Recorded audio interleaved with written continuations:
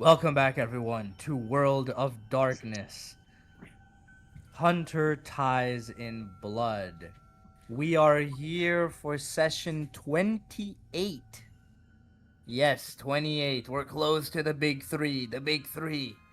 And today we're finally coming back to this scene. It is the second weekend of April, later in the night from where we ended off last session, with the return of Henry, or rather, I should say Cyril, recruiting Oliver into the family, which was a hasty decision made by the family head in the perspective of Carl, of course.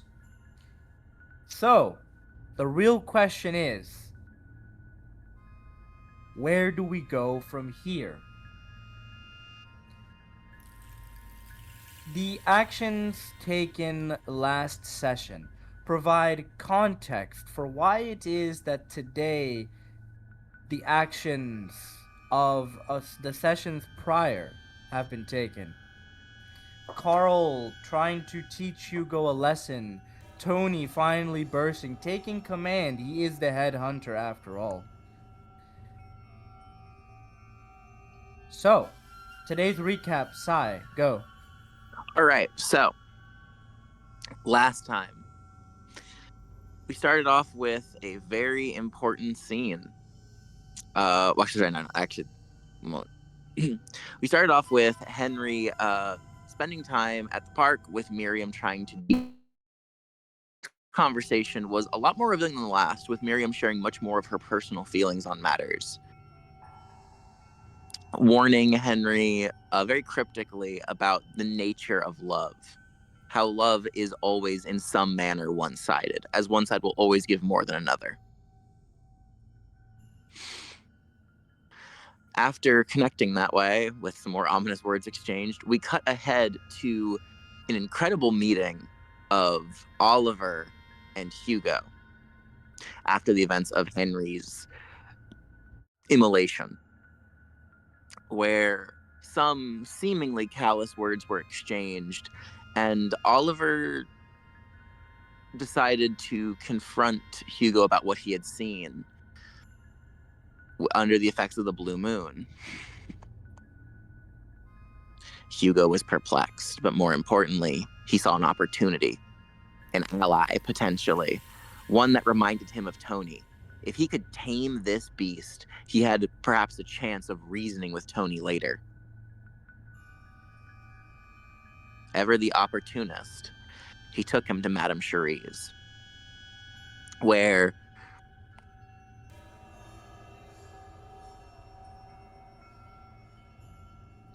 Oliver was witness to the process of vampirism.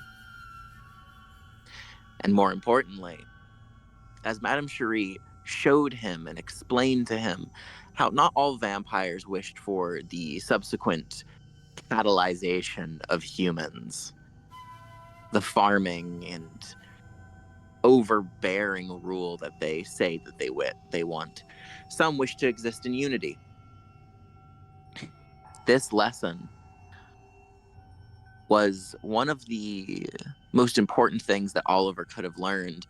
For the other denizen of the shop, Samuel, was waiting. Through conviction, courage, and the ability to stand his ground, Oliver asked to save Henry. He wanted to see him again. Samuel gave him that choice, and upon that answer, Samuel tore open his own arm, filling the bag with the cockroach up to the brim.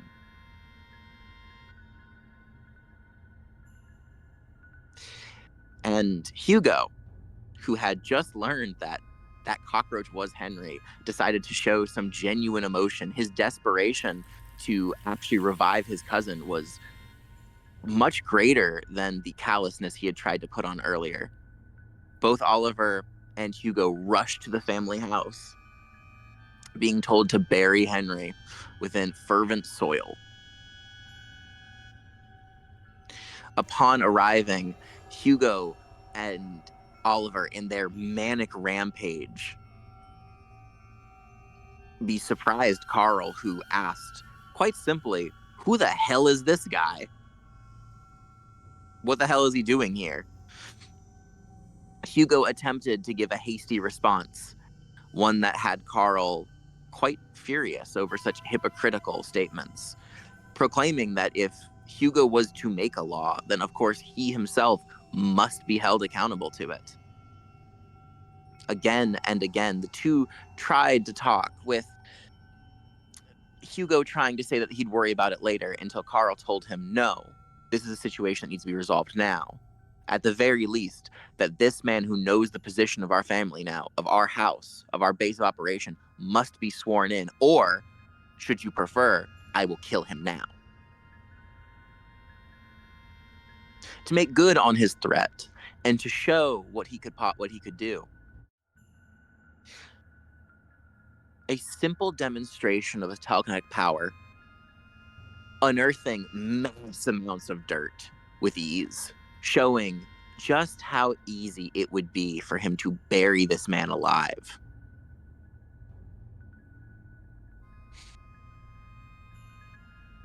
Seeing what needed to be done, Hugo relented and gave an ultimatum: join us or die. It was a cruel and truly one-sided offer, but it was important to make, as it did grant Oliver the chance to have some allies in this new world that he had just stepped into.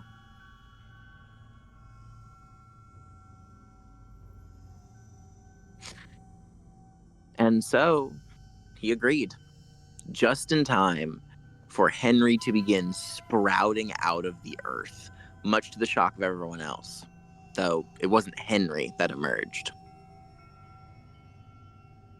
It was Cyril Redgrave, his reincarnation. And after an incredible role, he kept all of his memories of the past, though with none of the emotional attachment. Purely informative. This new being had a conversation with Hugo. The family head was desperate to see if that truly was his cousin, before finding frustration in the fact that, yes, this was an entirely different individual, one who could not accept his apology wholeheartedly.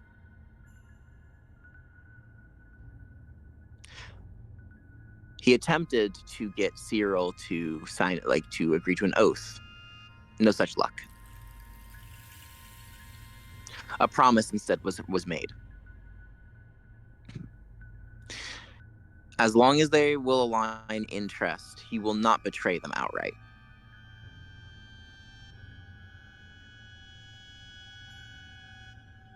Family positions were also given, very importantly, with the highlight being that Grace was given the position of head inquisitor.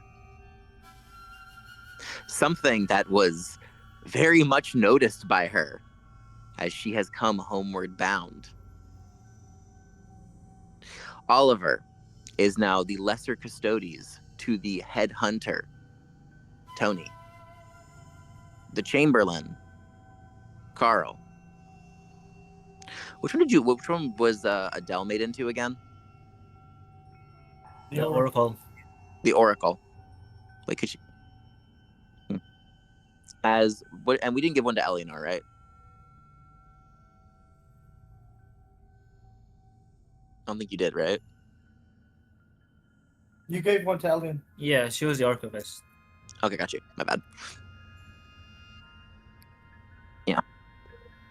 And so the family was given their new positions, getting just a bit closer to the tradition that was needed, if in a very roundabout way. An ally was two allies were gained. Two powerful allies, with Oliver showing incredible potential. He truly was the GOAT of that session alongside Hugo. I would like to recap and tell our viewers I am infinitely grateful for the insane W that Hugo and fucking Oliver pulled last time. crazy work, and I hope that that same luck and that same outcome can happen for Eleanor today. All right, is that okay? Yeah, very good. So,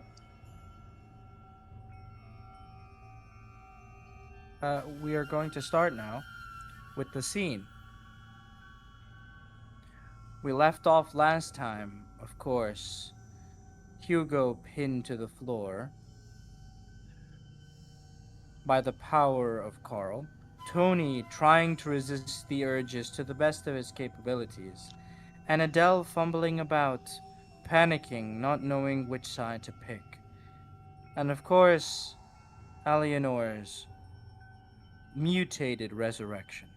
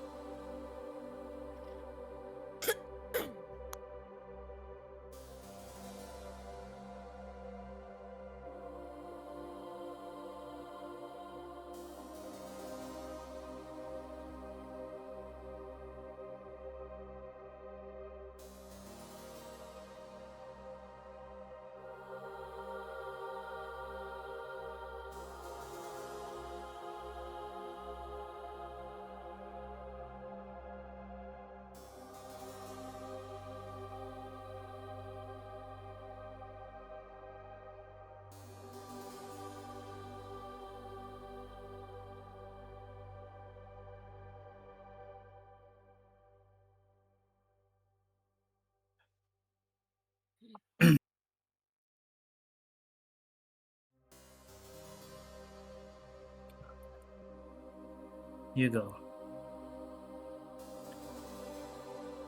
In discussion with Tony, felt a sudden weight upon his body, forcing him down to the ground. Blindsided, Carl was using his psychokinesis to pin me down.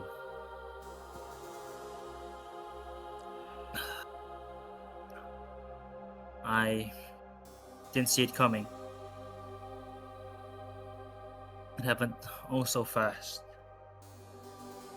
But I want to try and stand my ground. To at least be on my knee. Can I roll for it?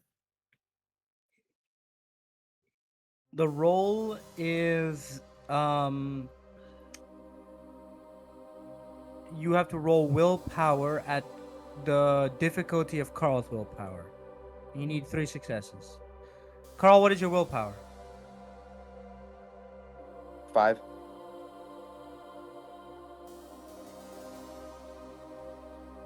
Difficulty 5, you need 3 successes.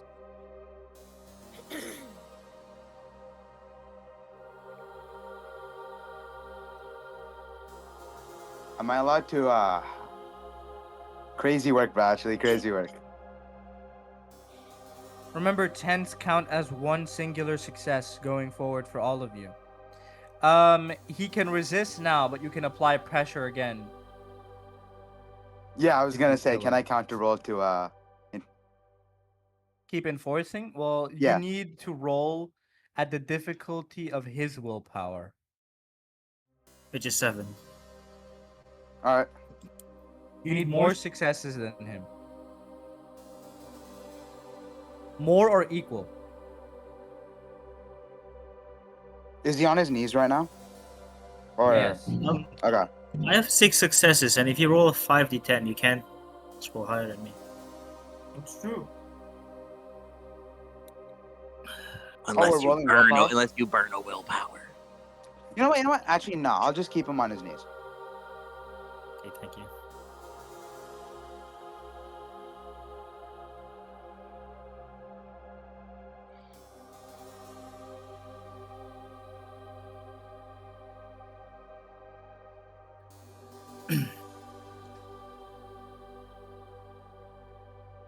Having succeeded my rolls, I'm fall down on one knee.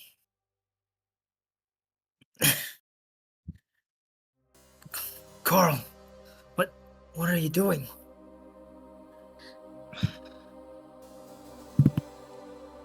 The best course of action. By taking me out? No, And what are you You. trying to do? you, Hugo, are too emotional. You're not thinking rationally. Rationally, what are you talking about? Tony's going insane. Can't you see? And you holding him back is only making him go more insane. You Choose the wanted to lesser kill of two Eleanor? evils. He won't kill her. Not if you stop blocking him. Let him satiate his hunger. Take her eyes. She survives. So I should just let him go and take her eyes out, gouge it like an animal? She's already been bleeding out, and I don't know if Adele's magic is healing enough. How can I be sure it won't kill her? You can't. But it's better than a guaranteed death, is it? So you want... so you want me to gamble Eleanor's life away? Take a chance? Everything is And a what if it gamble in doesn't... our line of work. And what if it doesn't satiate his hunger? What if plucking her eyes out isn't enough? What then? Then we'll step in. Then it was meant to be. No, there has to be another way.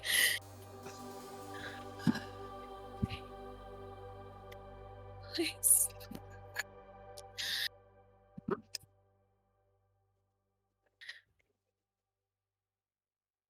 What's Tony doing right now? Is he coming at me or? No, no. So you're just standing there? He's Finish the point first. his own body Alright. moving on his reluctantly taking step by step by struggled step. Walks not to Hugo, but makes his way steadily, slowly, in the direction of Eleanor. Tony, don't do it. No. Come to your senses, please. What is wrong with you? Is that voice in your head again? One who gave you your powers? Answer me, goddammit! Adele, she holds Eleanor closest to her, wrapping her arms around her. No. Please.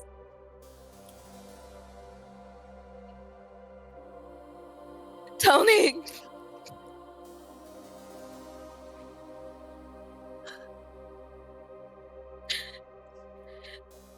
You know, Tony, Hugo, Tony!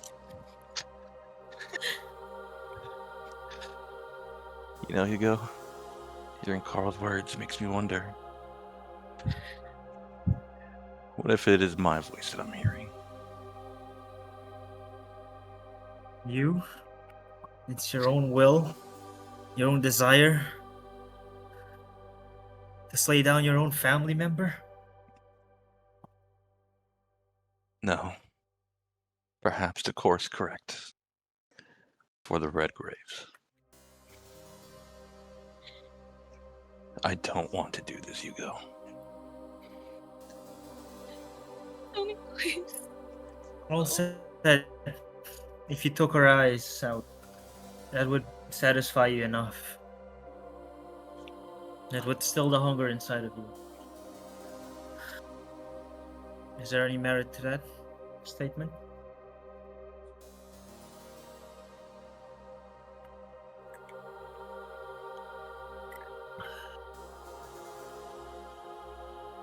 Emily, I don't know. But it felt pretty good when I killed the other thing in that alleyway. perhaps.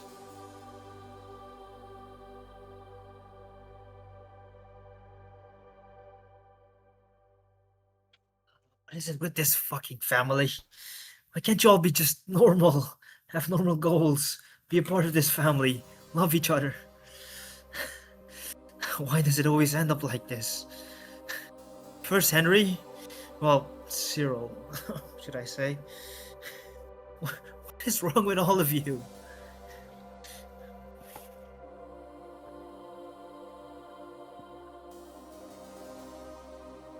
If I truly try and stop you, Tony,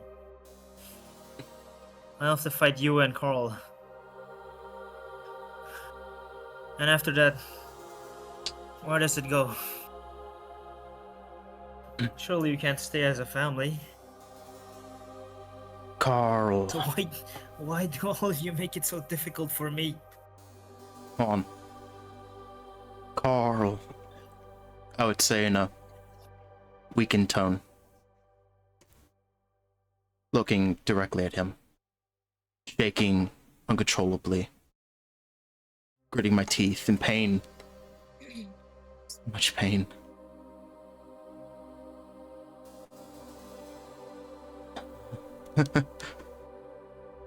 Grotesque, foul. There are many meandering body parts, stretching far and wide. They clasp to the point where you are unrecognizable to your family. All of you bear witness to something not quite human.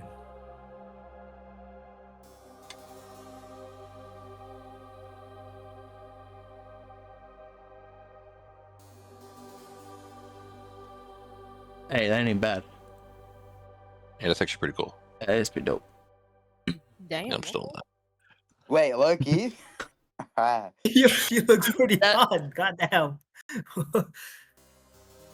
Holy Hey, can we shit. keep it? Come on, That Tony, looks let's so keep cool. Holy fuck, yo, you're Tony, you're still getting getting mogged, mogged bro. on. You're getting mogged. Oh, Let's- shut the let's- fuck up. Tony, Tony, Let's you're play. still Shut getting the fuck up. mogged on, Let's and play. she's this close to death. Walk in. Shut the walk fuck in. up. We're playing.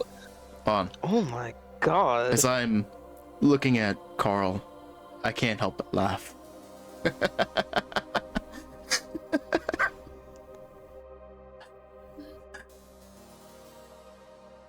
Eleanor, is that still you in there? Do I? What the fuck happened? Why are you like this? Who attacked you? Ignoring Was, your words, I would just keep looking at Carl. was it the Vanderlins? Please tell me. Don't tell me it's one of. Release God. Hugo.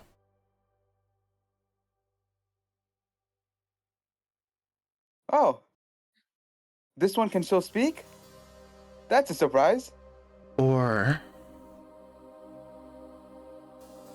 this just gets more, as I struggle, chattering, complicated.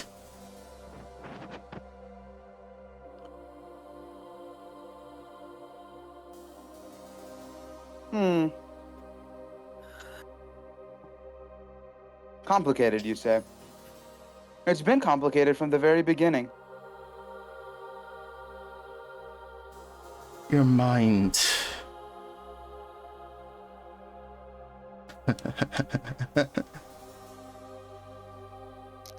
Then simplify it.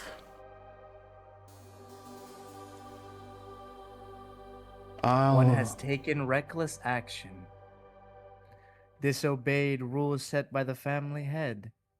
Carl. Unlike Hugo, you are not blind. There is no enemy. This cannot be blamed on a third party. You know whose fault this really is. I will take the burden. So, let him go. And continue. You can't be serious. You hear that, family head? The rest What do you stay say? out of it. You have to agree, right? She broke the rules. Is it true, Eleanor? That you were the one who caused this? It was of your doing? Yes. It wasn't anyone else? You... How could you, Eleanor? Grief. Wait. The Adelard house. When everything happened, was it truly Henry's fault?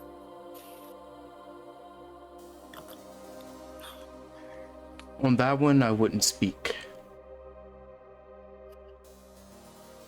Answer me, goddammit. Both.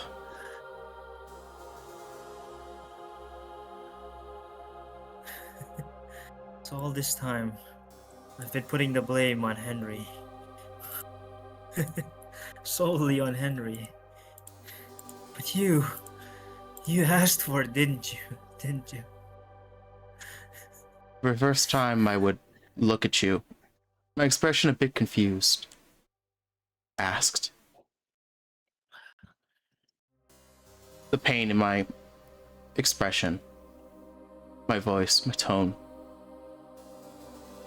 It was a bit more hurt than originally. Asked. I asked for nothing. Nothing.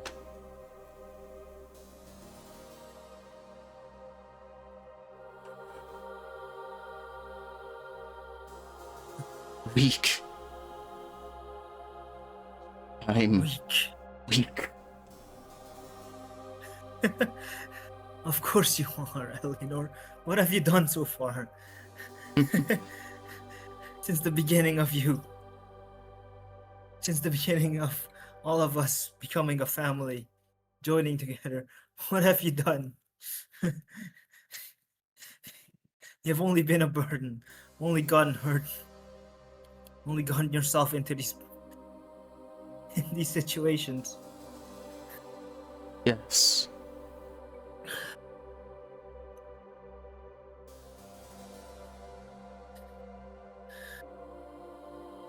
Come on, please, Eleanor. Give me something. Give me something to defend you with. No. Tell me I'm wrong. Need. I would be shaking. In excruciating pain.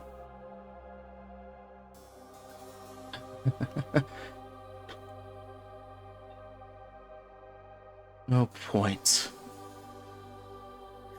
Why? Why do all of you take this away from me?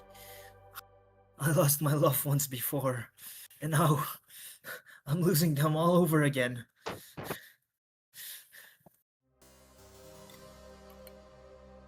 Just end this.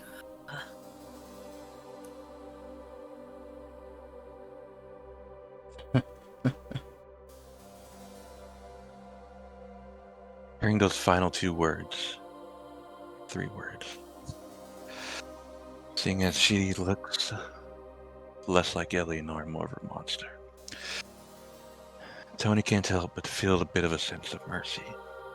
She really is in pain. She really is hurting. And this is their wish. And so he must carry. Tony's body seems less struggled, with more convicted steps towards Eleanor. Tony. Wait. I won't stop you. But listen to me. Take her eyes. For now. You're permitted to do so. But playing her, ending her life, That's for me to decide. Let me pass judgment on this failure. Too Look over at Carl. kind, Hugo. Carl, I've made up my mind. Could you please let me go now? There he goes again, doesn't he, Carl? He does not understand the position he's in. The family head is not the one who takes responsibility. They are not the first to act. They are leaders. On this very same day, he appointed positions to everyone. To everyone. You, Chamberlain, and of course Tony, as the head hunter. What's the point of giving anybody a position if he will not allow them to fulfill their function? Is this not the hubris of one who knows not what they are doing? Petulant upstarts who think business is such a simple thing as investing in stocks. Right?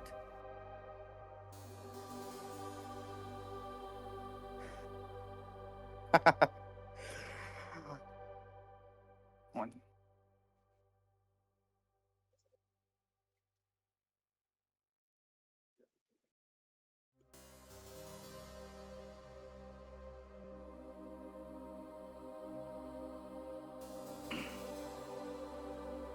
Were you gonna say something? Ah, Oh, there it is. that's funny. Yeah. That's really funny. You want to be the one to pass judgment, you say. After all that talk earlier about giving us roles, you won't even let us fulfill them? Hypocrite, I tell you.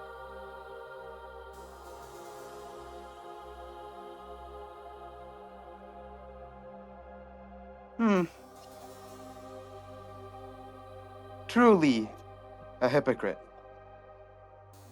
And naive. Tony is the head hunter.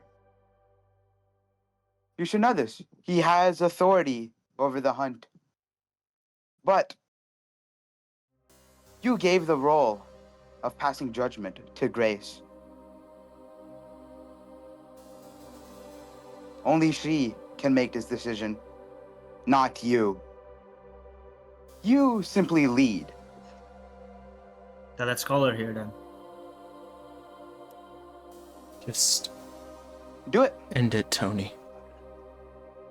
Well, I can't exactly Please. move while you're putting me down, can I, Carl?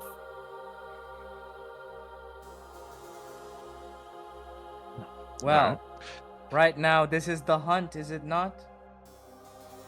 Capture the rogue trader.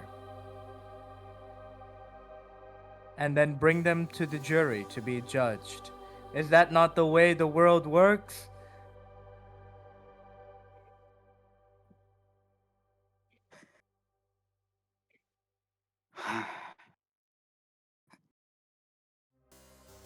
Hugo.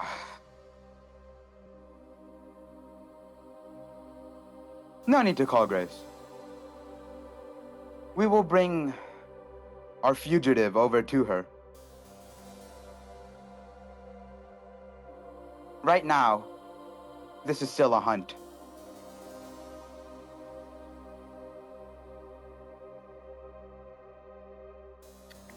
Then proceed. Grabbing Eleanor by the neck. He shakes the sword of light that was in his hand. He shakes and shakes till it dissipates. But you have her by the neck? Yes. I would lifelessly look at you. A bit of a blank expression. Memories, specifically of you, would flood my mind. The eldest cousin. The one I regarded as my eldest brother.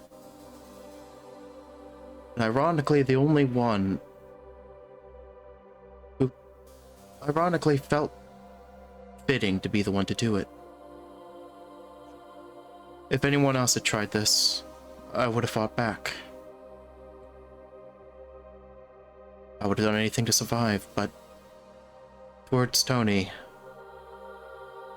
I can't even muster up the courage to do that. Not out of fear, but love. Someone I cherish and adore. The last tether, in my perspective. If it was him who did it, then that's at least more acceptable. I would give you a bit of a twisted smile, waiting for judgment.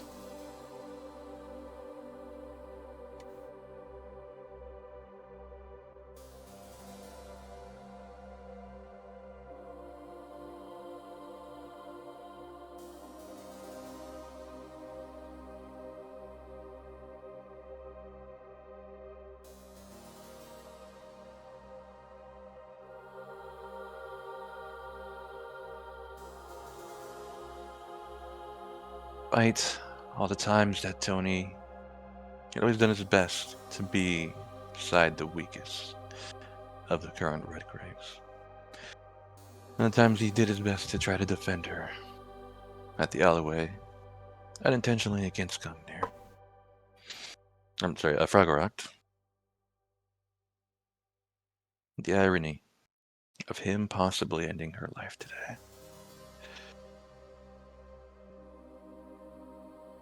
A bit of sadness in Tony's heart. But he reaches forward, sticking his fingers into her eye sockets. Or they would go in. I would utter a few last words that I could. Thank you, Tony. Hoarsely.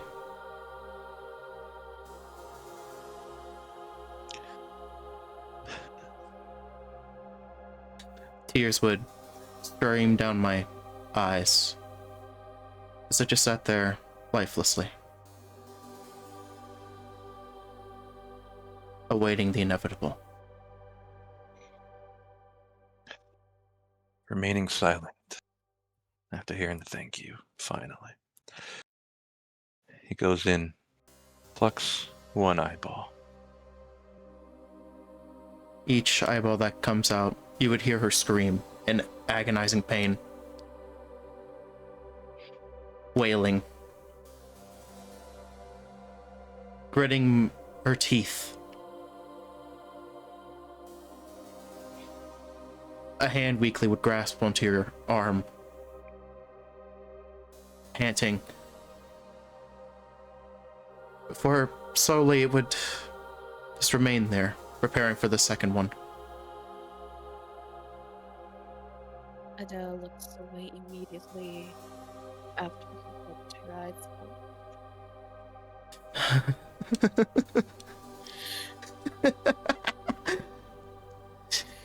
Just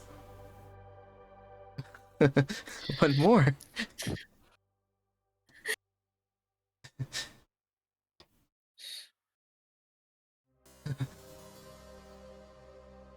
One more.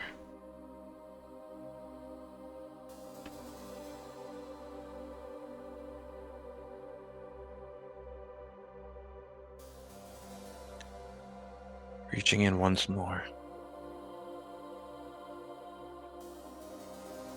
With a slight bit of hesitation. But for a mere moment. He reaches in and plucks the last eye.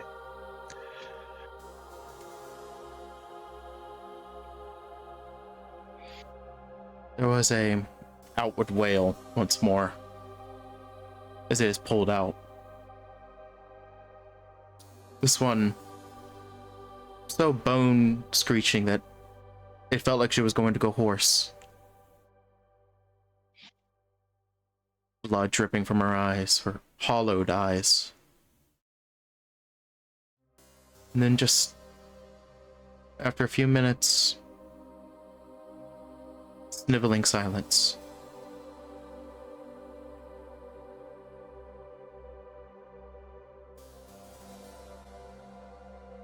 My fists were Yeah. clenched.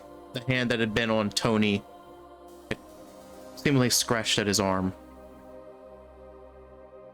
in an attempt to tolerate the pain.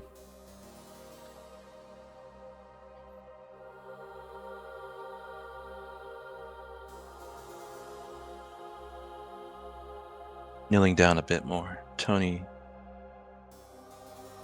just lays her down on the floor.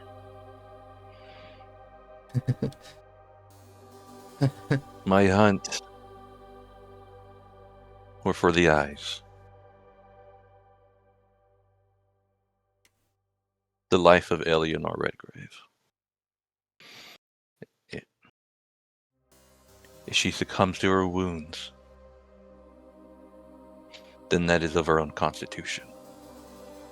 Hunt over. The blood seeps to the floor below. Upon the ritual so low. Fractures and fractures. Seems like things really did not go your way this time, did it? Then again, when does it ever, right?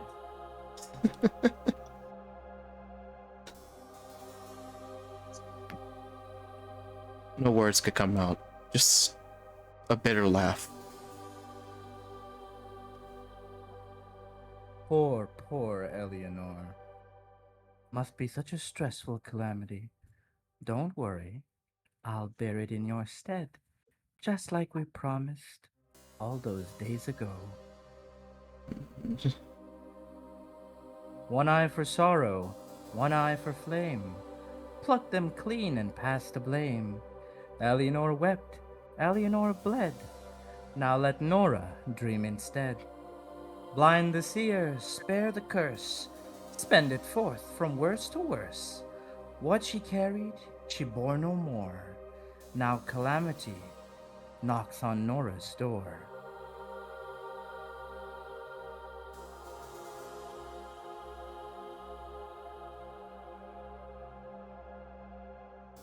Everybody roll me willpower. Me too? No. Oh, okay. You don't have willpower. Yeah.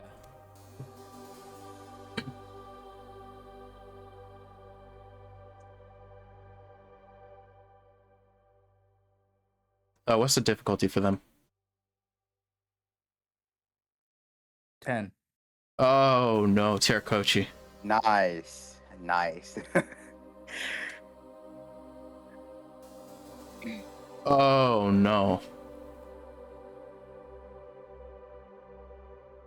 Okay. 2 botches. Oh no.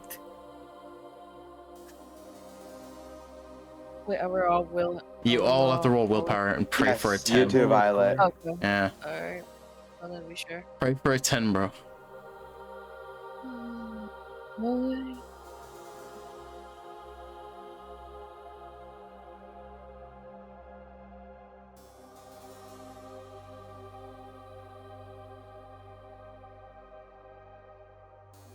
Oh my god, that is. Negated. Unless Mystic allows it. That's sad. That's sad. No, yeah. Unlucky. Fortunate. Bro. God damn it. We're all cooked. 3 Look out what you of did, 4 Carl. botches? Oh my god. Look what you did, Oh. Carl. We're cooked. Why are you blaming me? Bro forgot Eleanor had Nora. I didn't forget. No, Carl did. No, look, what? Let's cook. Alright, best of luck, boys. I still have an ace up my sleeve, guys. I can do something. Honestly, you should have a chance here. But I have something planned, guys. Alright, man. Bro, what? Don't say that. I'm sorry.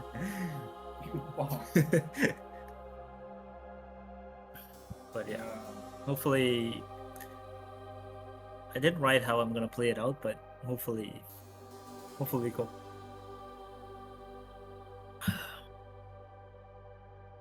By the way, Carl, you still pinning me down? I hope not.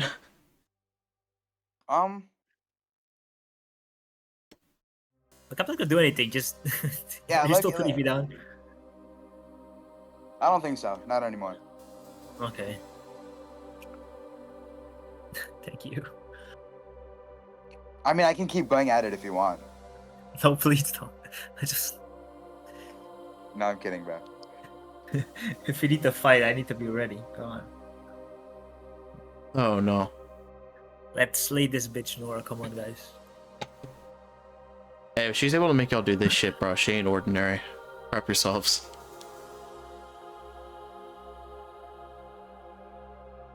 No, my Hey, monarch. wait a minute. This isn't even a botch. 2 out of 4 botches, I'm corrected. Well, some of y'all evened out, but a couple of y'all Yeah. botched. So y'all are kind of going under.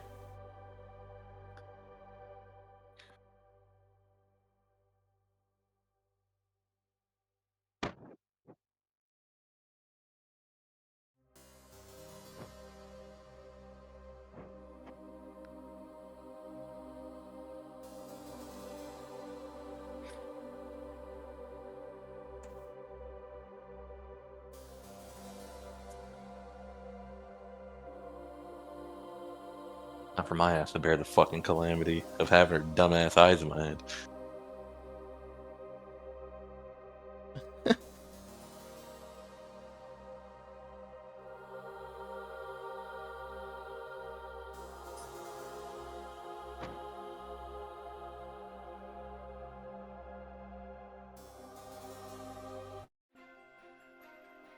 Oh no. Yeah, great. This is Let me see the Oh, song, bro. Let's have this that. is, this is exactly what I wanted to Oh hear. no, she is that. Oh no. Hang on, I'm taking a leak I haven't seen yet. Should I pause then? shit. No. Okay. Prep I'm your souls. terrified. I'm cooking something. I'm gonna text you something, Lance. I What want the you fuck to, you mean? I want you to understand what this is. Oh shit. All the stars in heaven align for me. Alright, what is this? There you In go, the end- Lance. Yeah, it's bad now. Have fun. In the end, calamity is mine to bear. As the star of calamity, I swear to devour and destroy all things. There is a massive rift that happens from the ritual site. You see, there is something that I must explain to all of you.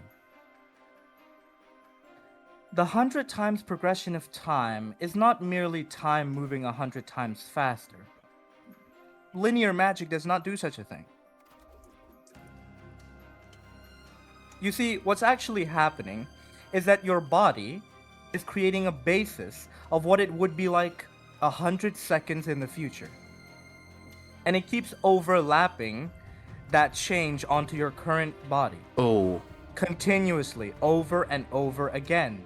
Unfortunately, there has been a problem. You see, when Adele healed you, she healed your current body, but your body was already transforming 1 second, or rather I should say 100 seconds in the future from your aggravated wounds. That's why despite now you're not properly healing. Over and over again, you're being healed and destroyed as your body is transforming to become wounded. This creates a extreme fracture in time. Oh boy. And you remember the oath you swore with Nora? Yeah. Yes, now you have no willpower to resist. She is Yep. free to bear the calamity in your stead. And she does so willingly. Tony, you're the first to see.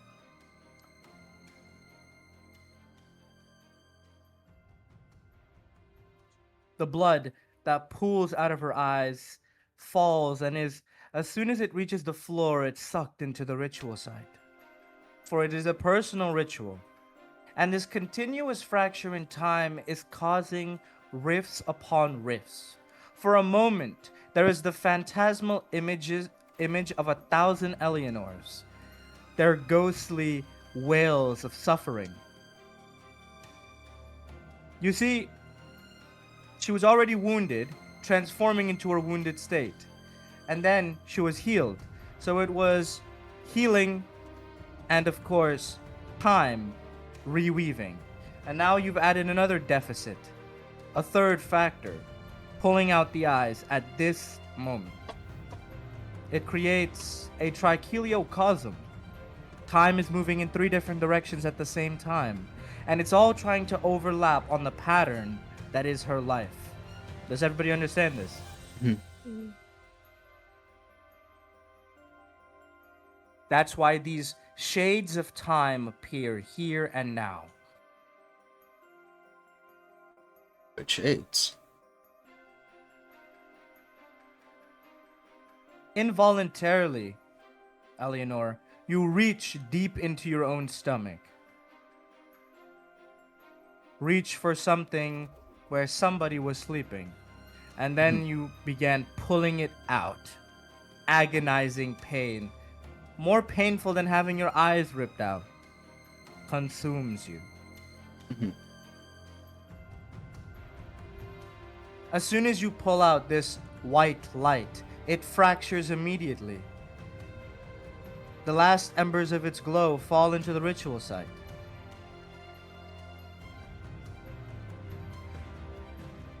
Ah. And then, well, somebody ends up appearing.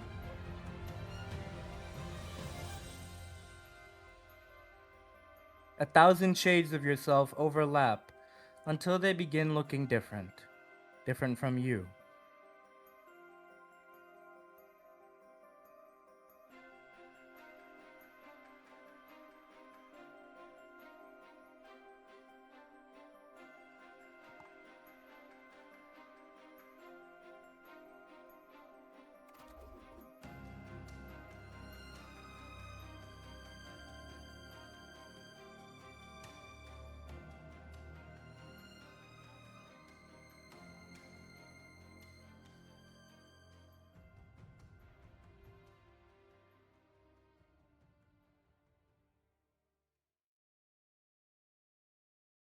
Reactions, guys, come on. Am I still conscious for Oh, that this, was triggered. or It's pretty fire.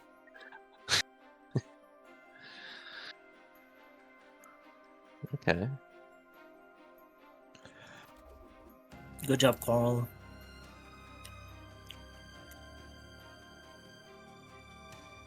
so? Am I still conscious for this, or?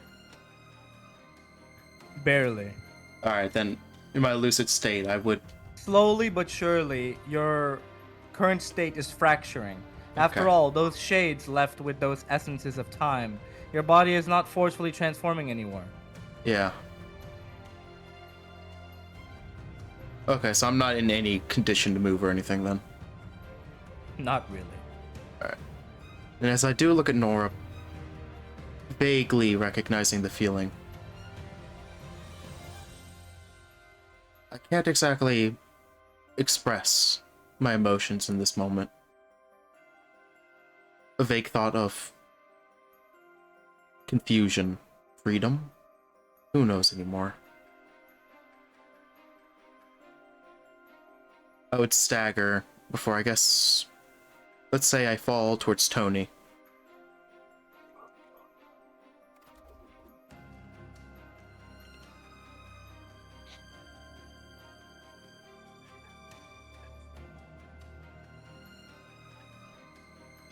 Tony quite surprised and bewildered by everything that's unfolding in front of him. These fractures. Everything that's expunging itself from Eleanor, this woman.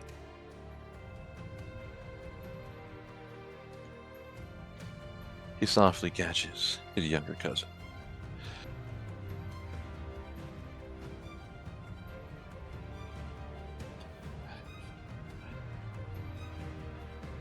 Hugo, go.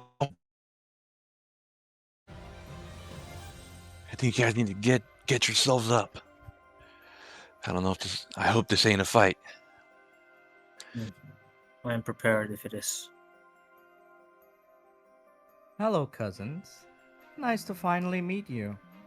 How's everybody doing on this lovely evening?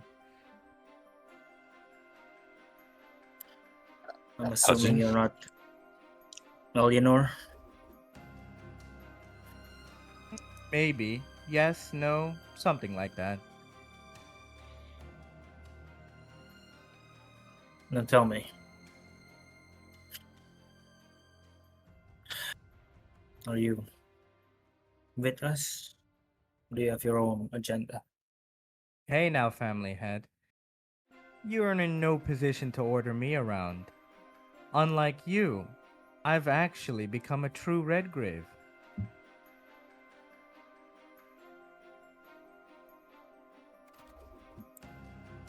Don't you look at that? And what might we call you, True Redgrave? I'll stick with Nora. I've been with old Eleanor here for a while now. Oh, wait a second. She didn't tell you about me, did she?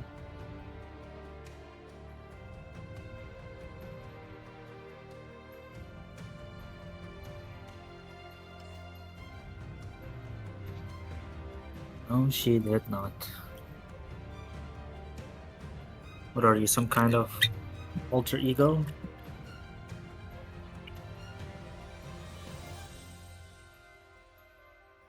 Not really.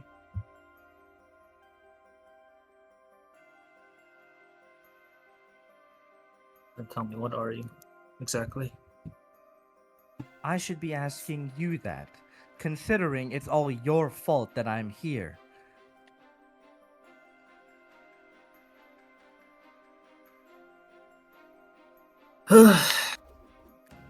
Don't blame me. Was Tony who decided to take out Eleanor's eyes? I'm not talking about that, family head. We've met before, don't you remember?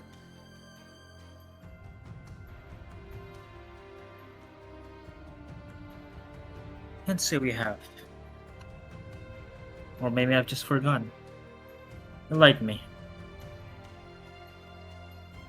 The last time we met, that idiot over there, she's pointing at Tony, tried to fight the Guardian.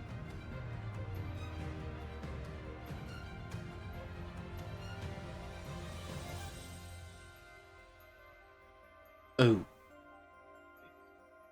That damn witch.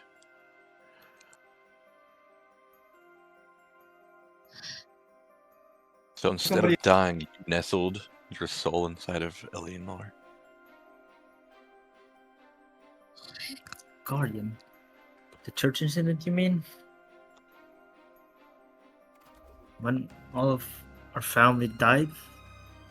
You were there? Now you're starting to get it. I guess I should introduce myself. I am Sentinel 02. Though I suppose you guys call me the witch.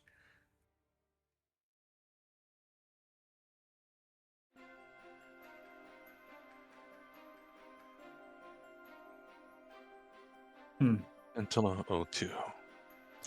Let's see. Meet again then.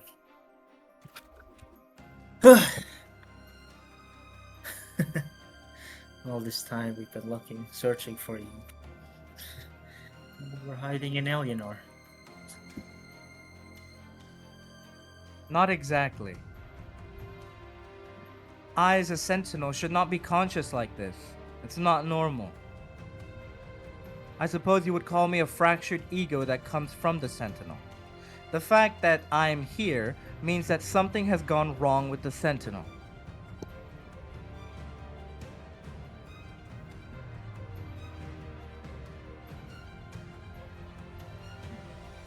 Let's see.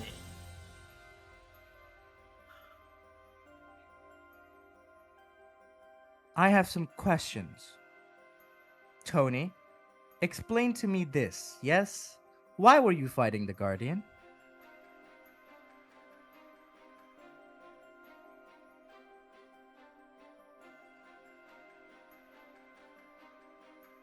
We're stuck in place. I saw no other thing in front of me but an enemy that's attempting to harm my family. We're all stuck in place.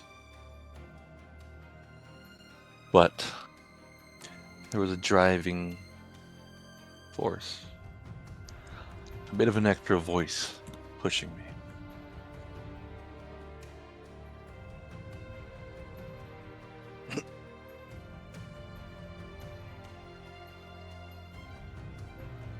Consorting with other Aleph class supernaturals is considered a grave sin in the family.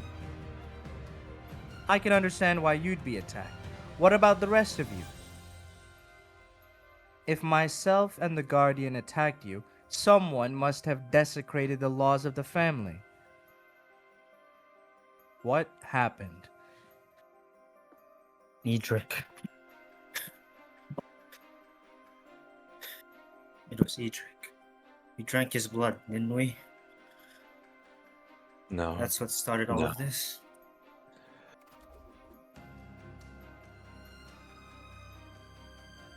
It can't be. Let's Wasn't the see. previous generation the rebellious generation?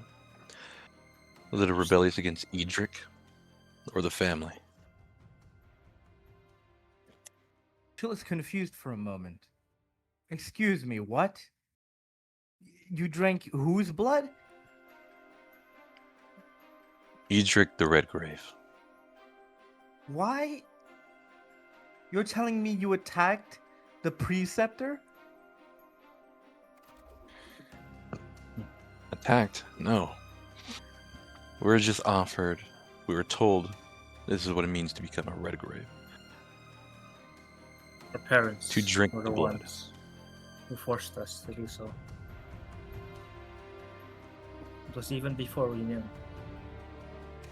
about the other side.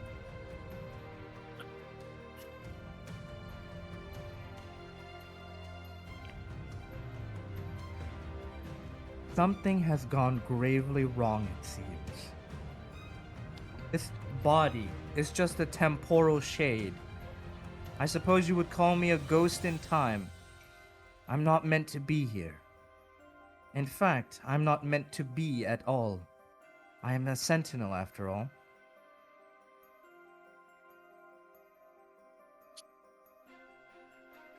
And why were you looking for the blessed lands? Like I said, if I'm here, it means something has gone wrong with the Guardian and myself.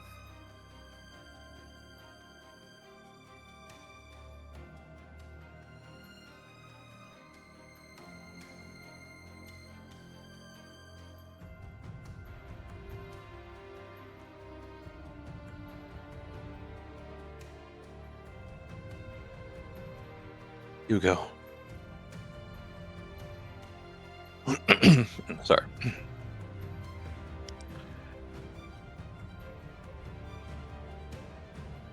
Yes, Tony? The generation prior.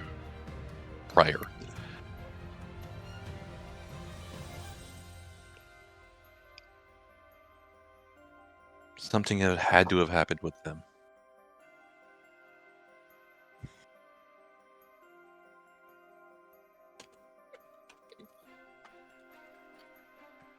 I can't feel the pull of the ancestral lands. What territory do you own right now? We own nothing. We are presumed dead by the government. All of our properties have been seized. Yeah, we are. I don't mean legal properties, you fool. I speak of our ancestral rights. Graveyards. We Unfortunately, have no knowledge of graveyards. no. Unfortunately, I believe someone has taken over what we should have owned.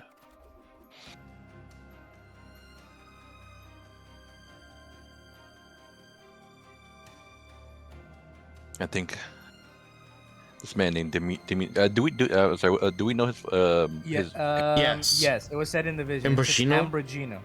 got it. I believe this guy named Dimitri. Ambrogino was his last name Giovanni, right? Or that's his plan. You don't know Giovanni part. Oh, so we don't know. Okay, this man by the name of Ambrogino. He gave me a request to help him overtake a graveyard. I think that graveyard Might have been hours. What did you bury in the graveyard?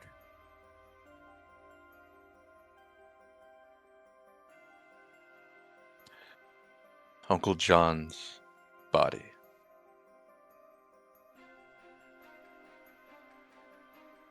Johannes, sorry if you know him by that better. You buried a red grave in soil of the Skinlands? Well, forgive me for not knowing if that's taboo or not. We never been given any information about this.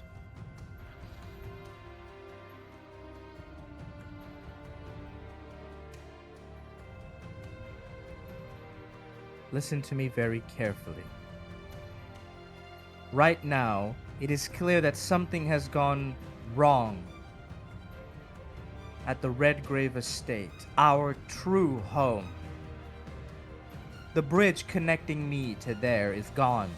Even if I wanted to, I could not bring you there. The path has been destroyed. And we now own no land. We have nothing. Listen to me. This is not random. This is a plot, an enemy's plot.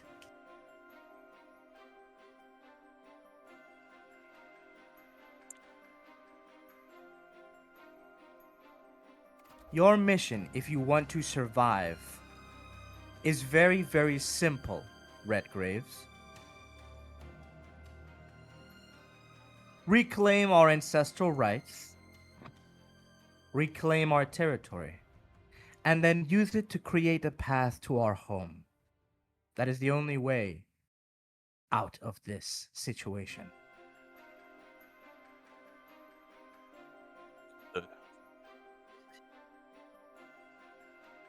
Hey, But from the sound of things, it seems it won't be easy. There are people blocking your way, right? yeah. And we made quite a few enemies, unfortunately. Then you will have to fight. Fight to reclaim our land so that we may go home and establish order.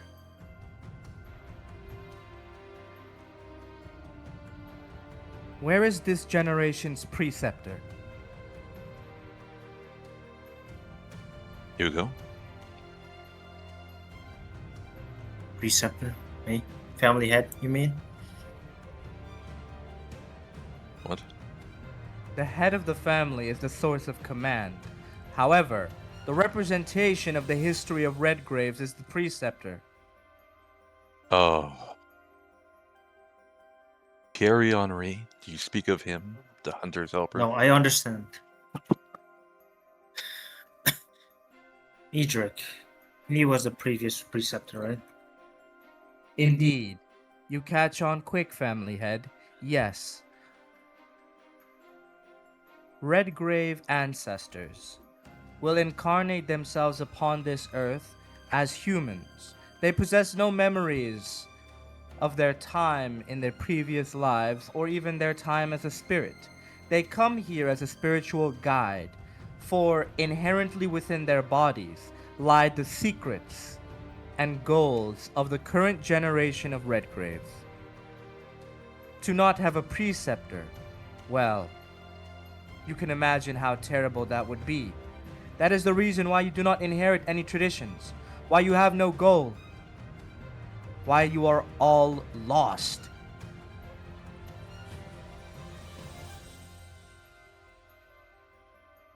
Preceptor.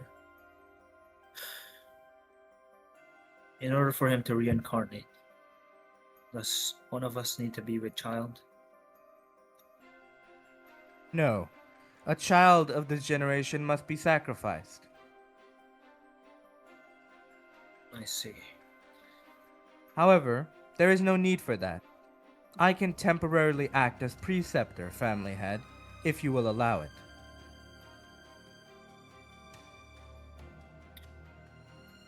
Seeing as though Alienor hasn't been of much use to us,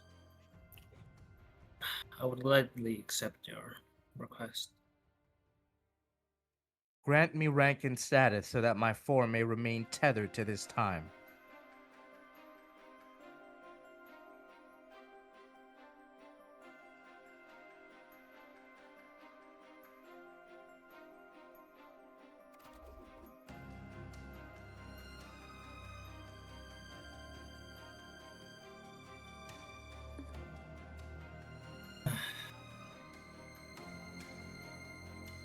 Wait. Nora.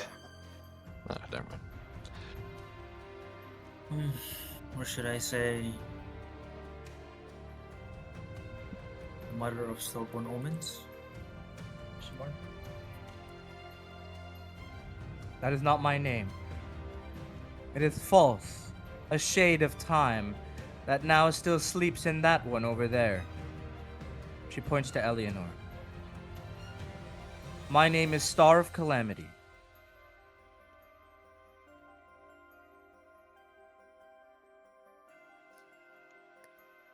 Star of Calamity. Have you buried any other Redgrave since then?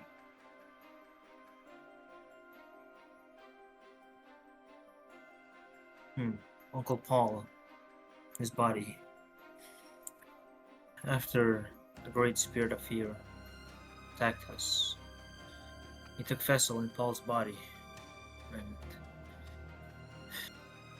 after he died, we buried his remains.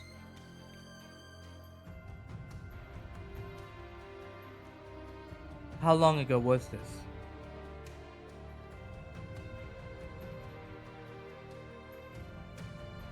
About 2 months ago. Wherever you've buried him, you must recover it as soon as possible. Red graves must not be buried in the soil of man.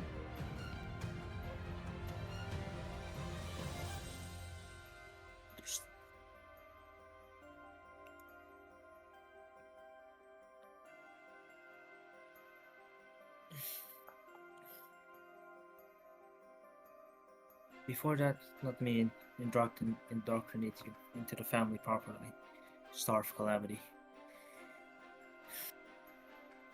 I, the skill that breaks the world, give you the Star of Calamity. The position of Hustis Ossuary. You will oversee our graves or tombs that we may possess in the near future. I humbly accept, family head. Even though my existence is temporary, I exist to aid the Redgraves. Whatever has gone wrong, family head, meeting the Guardian or my body again will not end well for you. They grow ever stronger against Redgraves. No matter how many times you beat them, they will come back stronger and stronger, until at one point, you will fail. Considering they have not come for you now, somebody has been fighting the Guardian in your place. Who do you think that might be? Grace.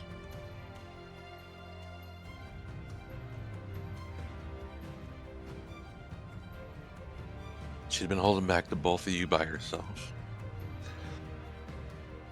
Damn.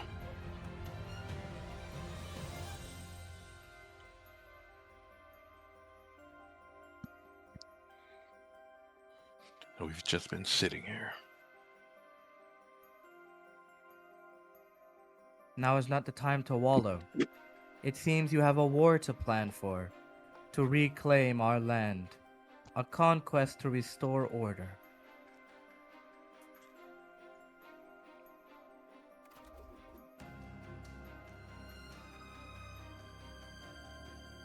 Listen to me well, family head. Like I said, my existence is temporary. On different variant shapes of the moon, I will come to you. Only on the full moon can I aid you with the full extent of my abilities. Should you need my advice, call upon me with my true name. Until then, goodbye, young Redgraves. I hope to hear good news soon. Understood. For now, I bid you farewell, Nora.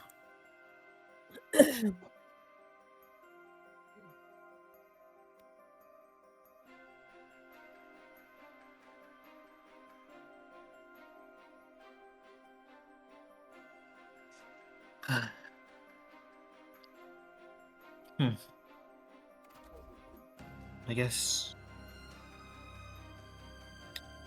Guess it's the end for Eleanor then.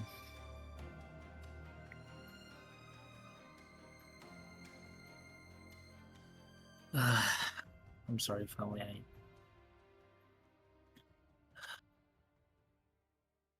Carl, to you, I would like to apologize as well. Most importantly, I failed, in a sense, as family head. I've let you down. I strayed from my path.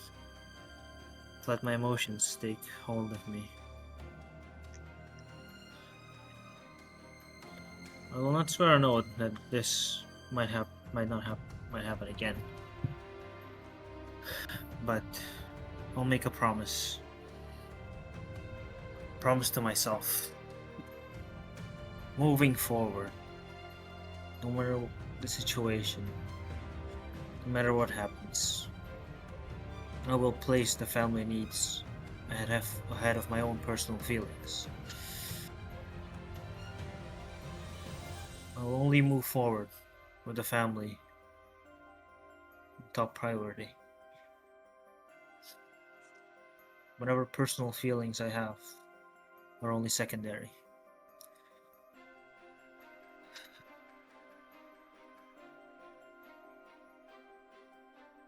Tony, has your hunger been satiated? Are you back to normal?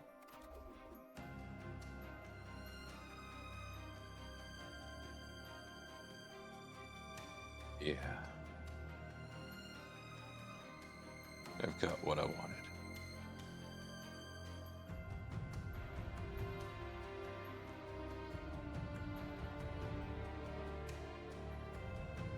He says, staring down at Eleanor's body.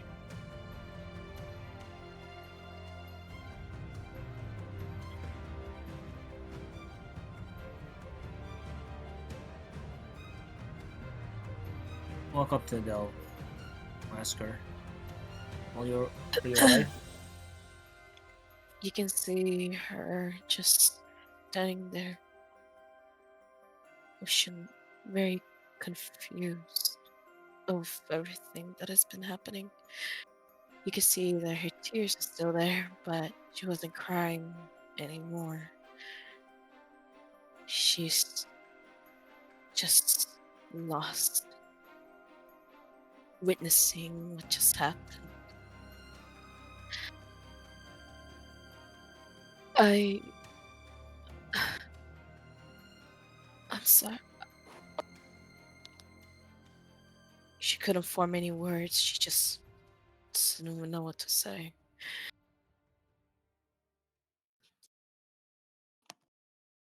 Adele, I, very disappointed in you. You promised me you wouldn't use your magic again. But you did. You acted without permission. I had to do what's right. You know, I wanted to save her. We all do in that moment. I wanted to do what's best. I know. But that's not your decision to make, Adele. What if it didn't work? What if it backfired again? Then you would have ended up the same as Eleanor. So I Have you still would have forgotten? tried to save her. Have you forgotten what you're fighting for, Adele? Aren't you fighting to get Alice back? How can you save her if you're dead? If you end up like Eleanor? Huh? You promised, didn't you? That you would No, get but your sister seeing her back? in that state. Seeing her in that state. What can I do? I couldn't just stand there. I couldn't see anybody dead after I already lost Alice. And now Eleanor. Now Henry. I know, Adele. Couldn't just But stand there losing everybody. we have rules now. We follow order. All of us act irrationally on our own emotions. Then we would end up in the same situation as what just happened. So, next time, if you ever have the urge to do something like that again, you must ask me first. Alright?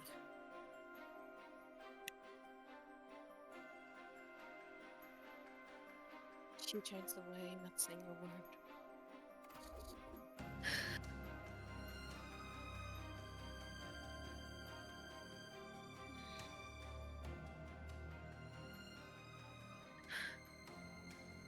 Fine.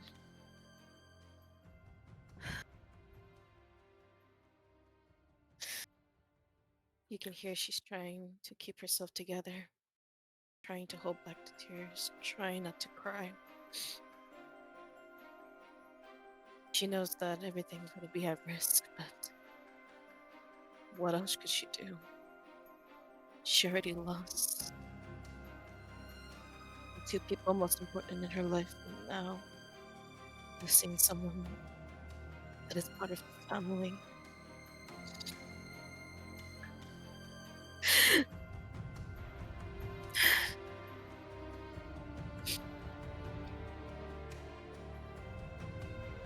Damn it, Hugo. Get the hell over here.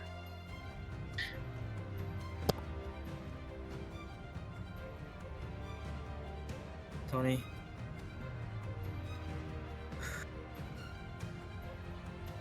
Make sure you satiate your hunger. You had to make sure you check if she's actually dead or not before talking like she's alive. I'm sorry, talking like she's dead.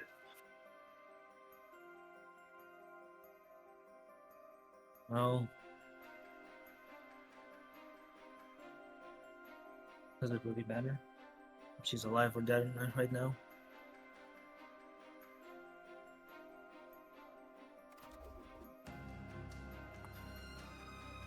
You heard what Nora said.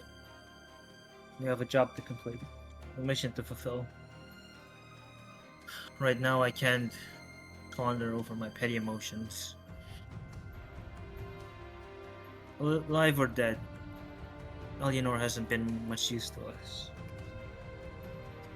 So, whether she lives or not, it's not my concern anymore. You finish your hunts, alright? So that something like this doesn't happen again.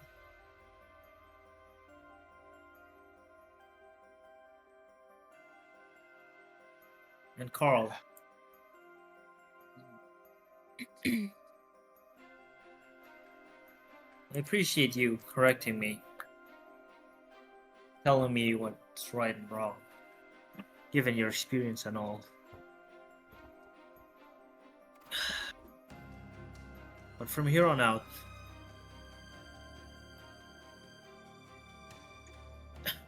I will act as family head, okay? I will abide by the rules, not just for me, but for everyone as well. You understand your mission, right? Get back our properties, sort out the legal issues. You don't need to remind me what to do. Unlike you, I know what my role is. Well, you haven't accomplished much, have you? You only got lucky. Getting that Luck is still a skill. $75 million. Hold on. Carl, this might be the right time to tell your family head. He's now looking and acting like the family head now. There's a different look in his eye. It's colder, more objective. Perhaps now you can tell him what you've been up to. Your conversation with Ulrich, your conversation with Madame Chenette, and of course, your conversation with Sharon.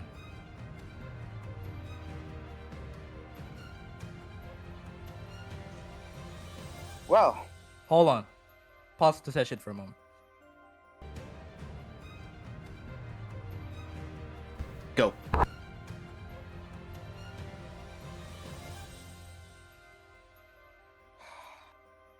Well, seeming as you've taken on the role of being family head more seriously, I think this is the correct time to tell you what I've been doing behind the scenes, seeming as you don't trust me much.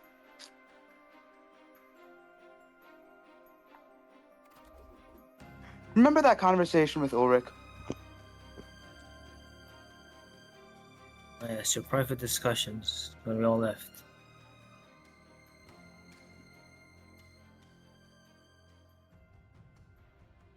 Sorry, repeat that. The private discussion when we all left. You stayed behind, didn't you? Yes, yes. You see, we were having a business conversation.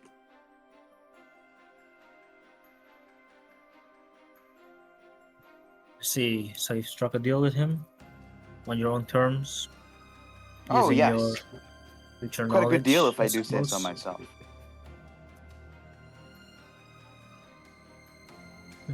You see, I am going to take control of Magadan. That's what I've decided.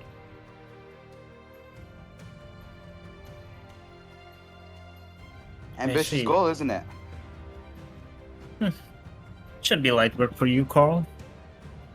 Yet you've been top 15 billionaires in the world.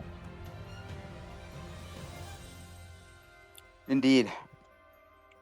I've also met, you can say, an old acquaintance of mine. She's agreed to be my sponsor if I develop a certain software for her. Something not of this time.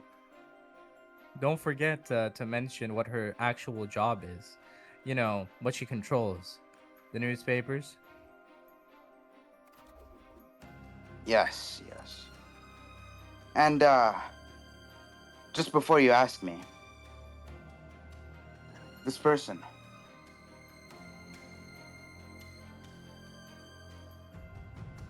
She controls the newspaper, the media.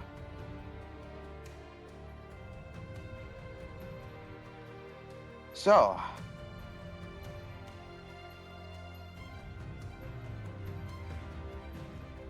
you know what I'm implying, aren't I? You see, you've made quite a few connections. Yes. All of us were busy. Took you a while to mention it. And, you know, you being so hung up about the family rules. Everything has a right time and place.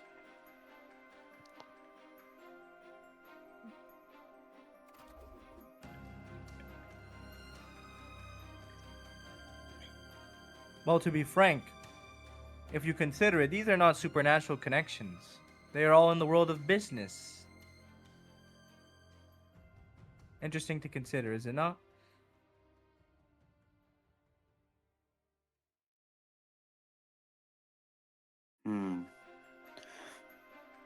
But if you insist on bringing up the rules, they're merely my old acquaintances. They have no powers. Would I really break the rules? And how can you be so sure? In your past life, you didn't experience anything supernatural. So, what's stopping them from hiding it? Well, to be frank, if we go by that logic, then you should never talk to a random person. Who knows if they might be a vampire, or a ghoul, or a werewolf, or whatever else, right?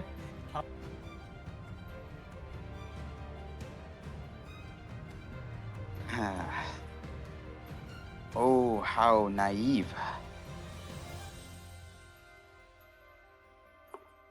Let's just not talk to anyone. Is that what you're trying to say? Who knows? Well, we know They might be a people in vampire, for all power we know. usually use some dirty tactic to get there. So, as we've learned from Daniel, more often than not, people in high power possess some kind of edge over the rest of everyone.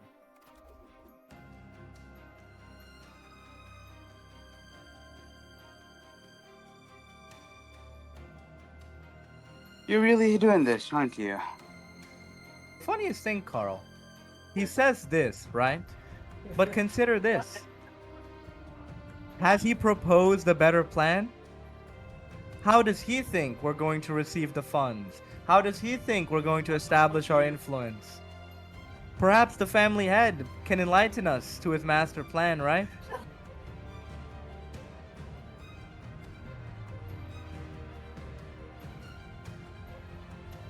Well, family head, if you seem to be so critical of my decisions, why do you have a better plan in mind?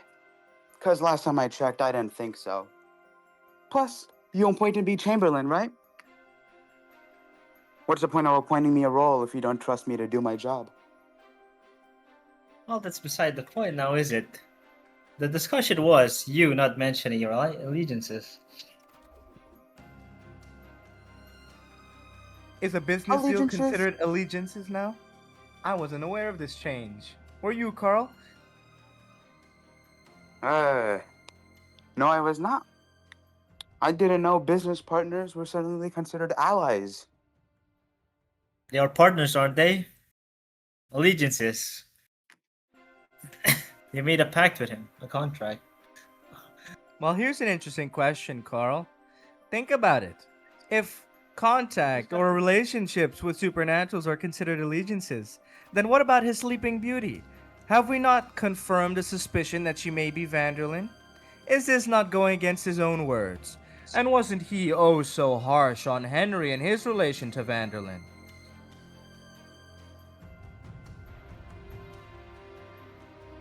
Ah.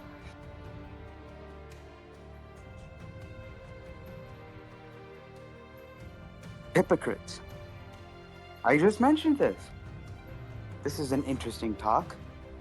After everything that just happened, don't you happen to have your own person of interest that you're protecting, looking after? Wouldn't that be considered an allegiance? What's with the double standards, the Oh, hypocrisy? you mean Serafina?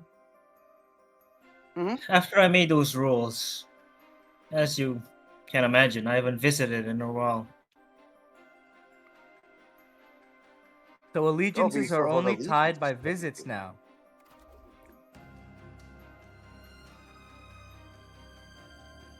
Repeat that. I kind of talked over you.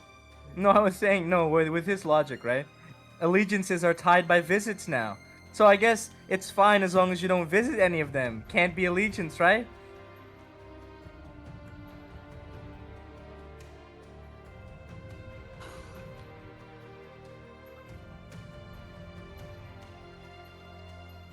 Oh, the double standards. This is quite funny.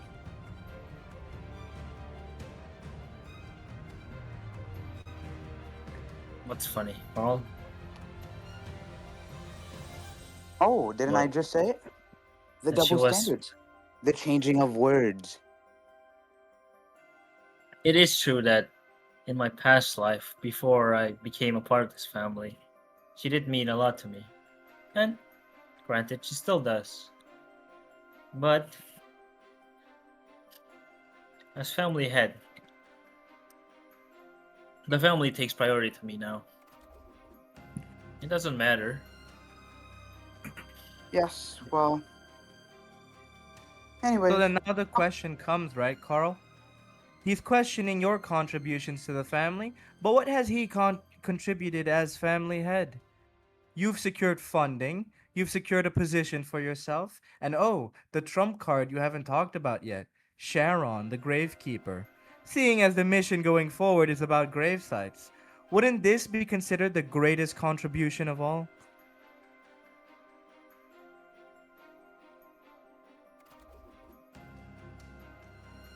well.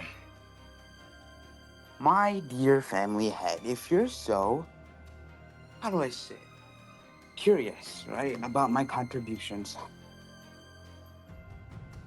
Mind explaining me where you have this position of power to talk? Where is your contributions?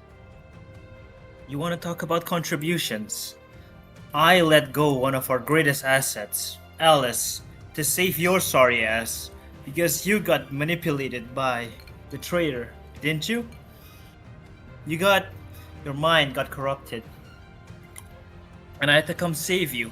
If it wasn't for me, you would have been dead at the bottom of a bridge, drowning in sorrow, in your failures. Right now, you're only like this because you've lived a different life. But what if the great spirit of fear didn't come? You would have been the same pathetic fool as you would have been back then. Well, the Are we past doesn't speaking matter in much, what does ifs it? now? Nope, you said it perfectly, Carl. Are we speaking in what ifs now? You traded Alice, right? He traded Alice for you. And you've done your contributions. So what exactly is the point he's trying to make? Does this not seem like petty squabbling of a man cornered and having no real achievements to speak of? Here's a question, right? He saved your life. Right? What about Nelliel? Where is Nelliel then? What about what recently happened with Henry? Is it not the family head's job to keep the family in line? Him not being able to do so shows that it was his lack of authority. And the current situation we're in right now, Eleanor, she acted on her own. Is that not his responsibility to bear as well? So what are these merits he's really talking about, right?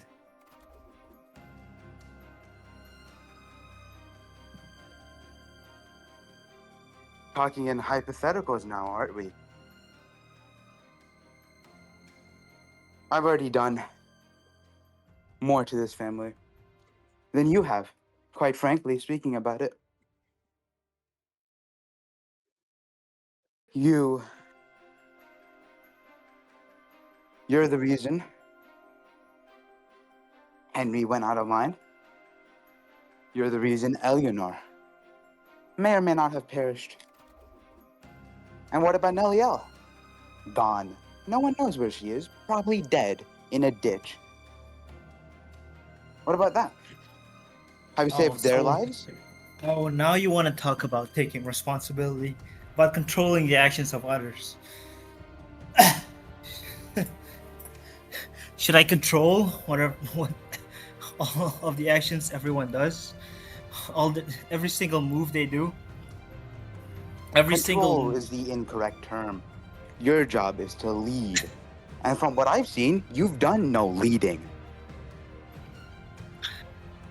I've done my best to establish rules, to establish order. But if these idiots act on their own, how should I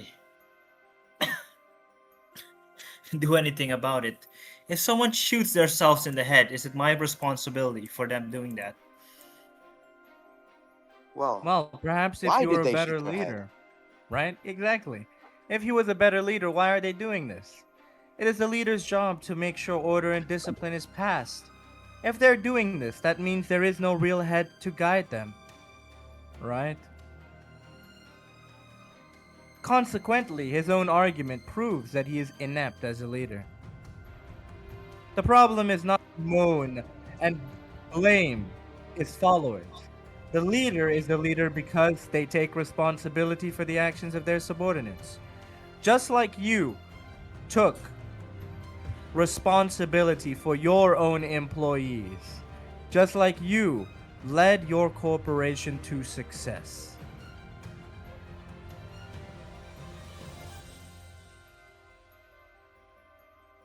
When an employee messes up in your company, when they cause a scandal, the one the scandal falls on is not the employee, it's you. Right, Carl?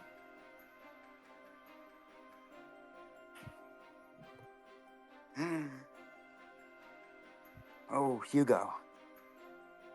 You say that it's not your fault that someone shoots their own head?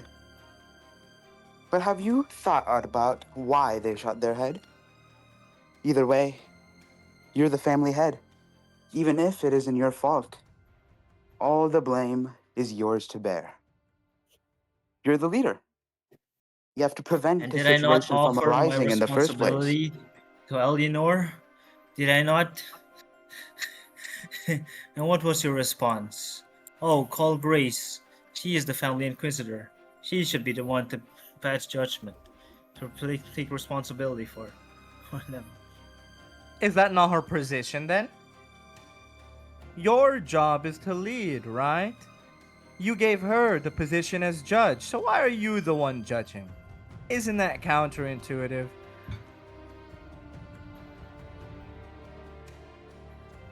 Then, Hugo,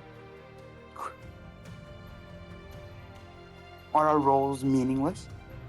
Do they serve no purpose, the ones you just gave us?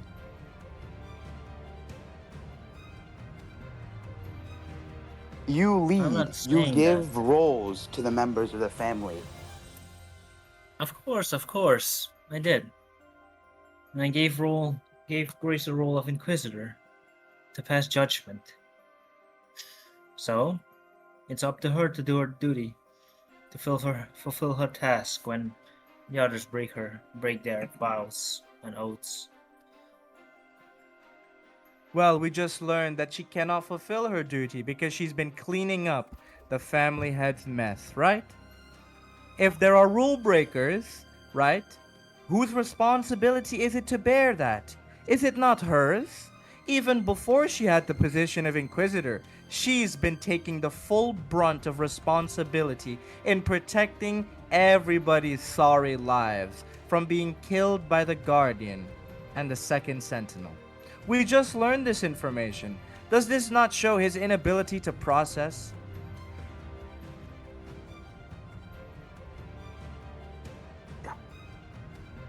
Ignorance, along with being a hypocrite?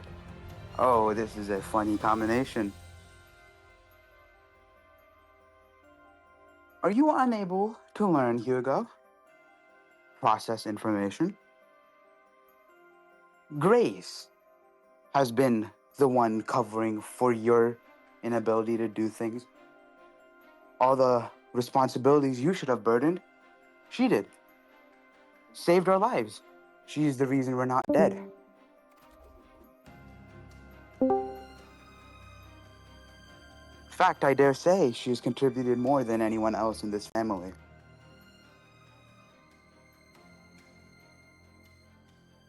Anybody else have anything to say? Clearly, we're at an impasse, right?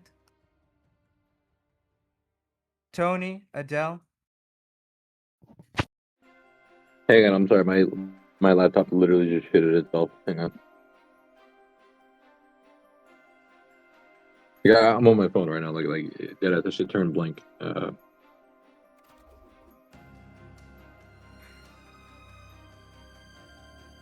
other two, if they have something, they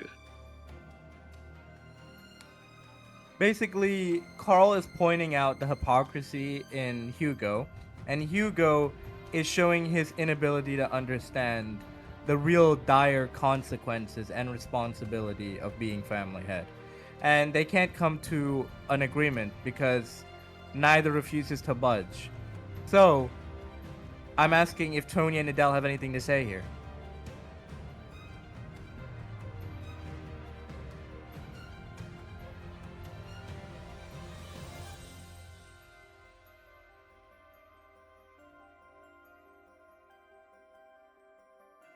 Hello? Okay.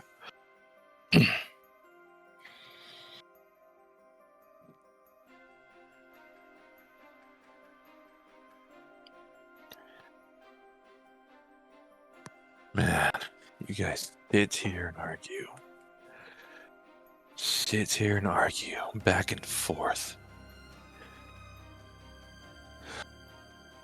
Hugo, remember, I wasn't voted family head because of my own emotions. You've let that get in your way time and time again. And here we are, getting suppressed by your own younger brother. Older in mind as he may be, but come on. I understand Eleanor has not been much, but she's been a key to at least giving us Sentinel 2.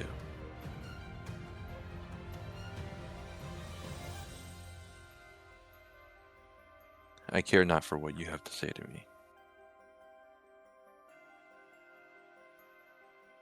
Tony, holding Eleanor's body, gets up and just walks past the two bickering brothers. I'll follow my own hunts from now. Call me when you need. And you know, he's right. Without Grace, we'd probably be dead. Could have handled it the first time. Could have figured it out the first time. And none of us, after getting our memories back, decide to sit down and talk about it. Recurring theme in this family. We follow the family head's example, right?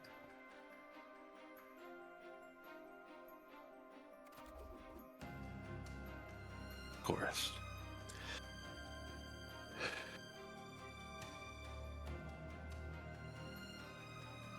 Hang on. I'll be taking Oliver and Cyril, not Henry.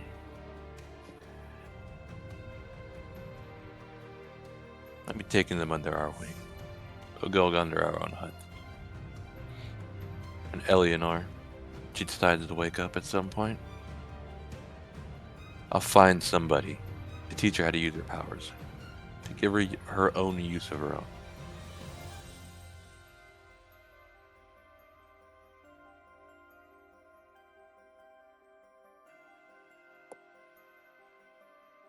Now, I really understand what Uncle John meant, of following this hunt by themselves.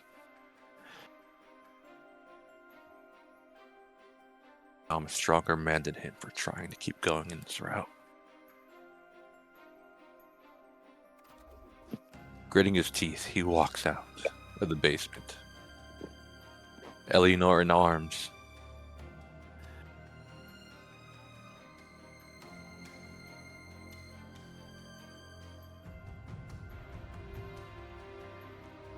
Hang on, hang on real quick. I forgot she was there. Adele, if you have nothing to say, then come on. Let them fight it out. It's clear they're at an unimpassable impasse. Until our figurehead here gets his head out of his you-know-what. And I think the family might be going down. Not in a good way.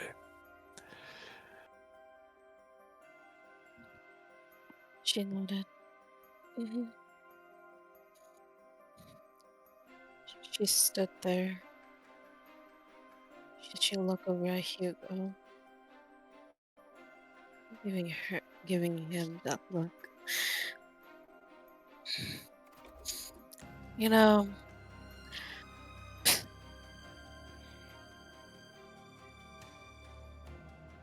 honest.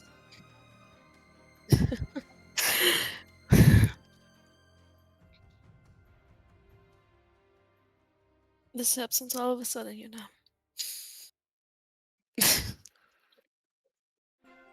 She looked at him.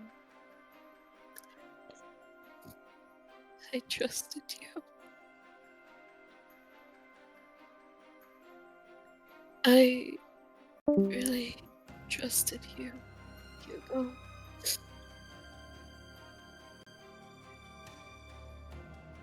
You see her tearing up as she takes her leave.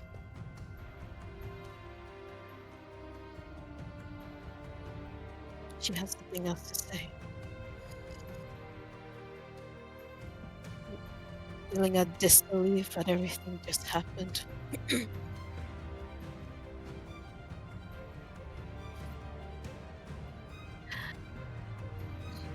walks away.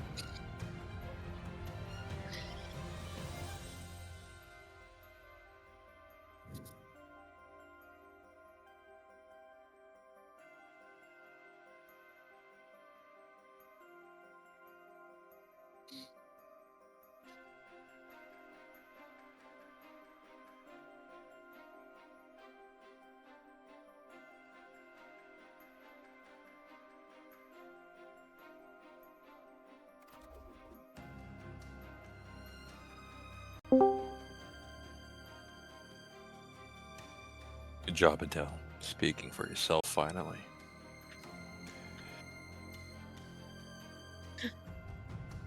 Yeah. Now let's go.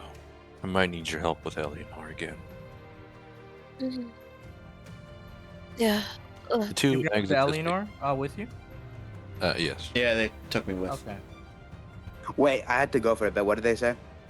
No, so basically, Tony was agreeing that Hugo's lost his shit, and he basically said he's gonna take Oliver and Cyril out on hunts. He's And currently what about taken Adele? Adele away from the scene and Eleanor from the scene. Yeah, so it's just So, you and it it's just you and Hugo left now. Yeah, unless you got one last thing to say for the fucking final hurrah for them, then yeah. Alright. Oh. Well. Party's over, I guess. Anyways, family head. Do take take some time to understand what we just said, won't you? I won't spend any more time in this pointless bickering. I have better places to be and more productive things to do. I will take my leave now.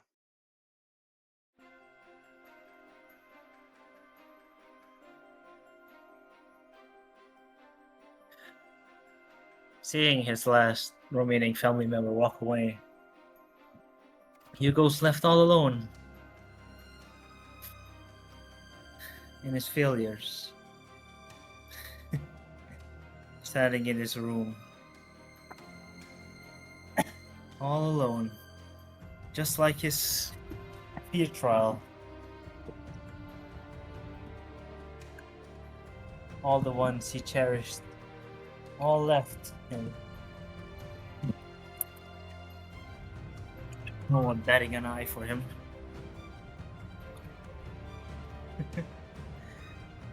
Ah. Even though I got a glimpse into my future, I can't escape it, can I? No matter what I do, no matter how hard I try to keep my loved ones close to me, eventually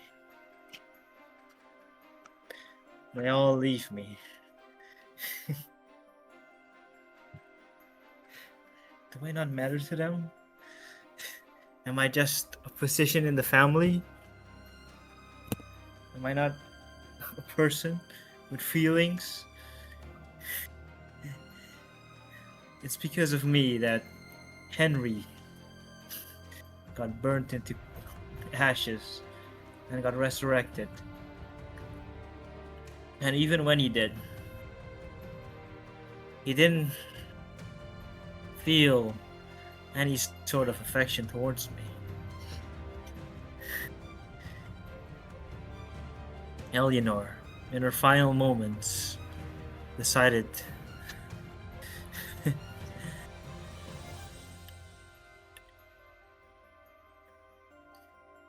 her feelings mattered more than Hugo's. Tony saw him as unfit, as a failure of a family head, disappointment. Adele, who he took as student, turned her back towards him. And Carl, his own little brother, decided to leave Hugo.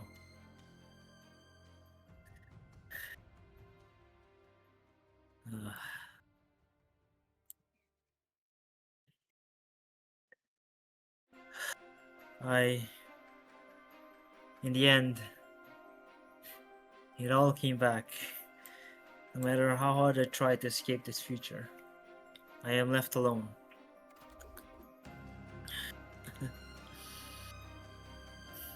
Boogie, I'm sure you're having a laugh right now, looking at me.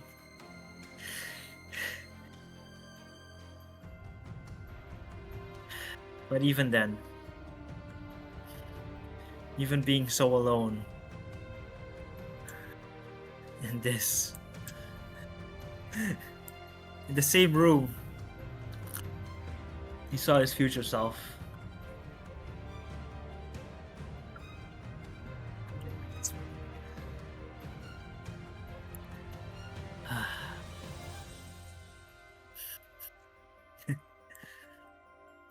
I truly am a failure, aren't I?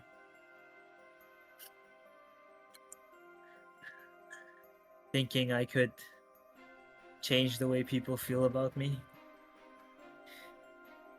change their emotions, their perspective about me. I've been a fool to cling on to these emotions. They've made me weak, unfocused.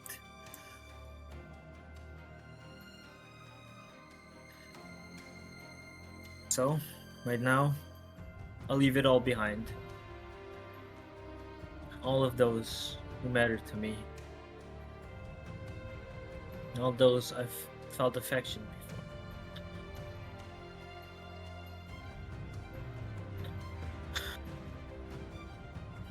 That will have to be secondary. Right now, I'm still head of the family.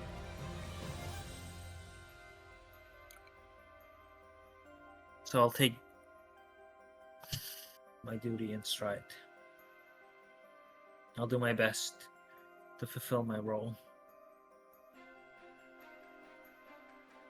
I do not care about anyone else anymore. All of them. They've abandoned me.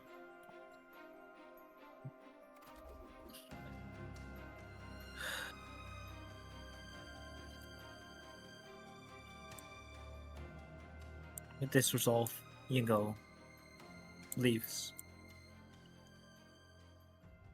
In the end, as much as you might like to deny it, maybe you aren't so different from your father. Scene end.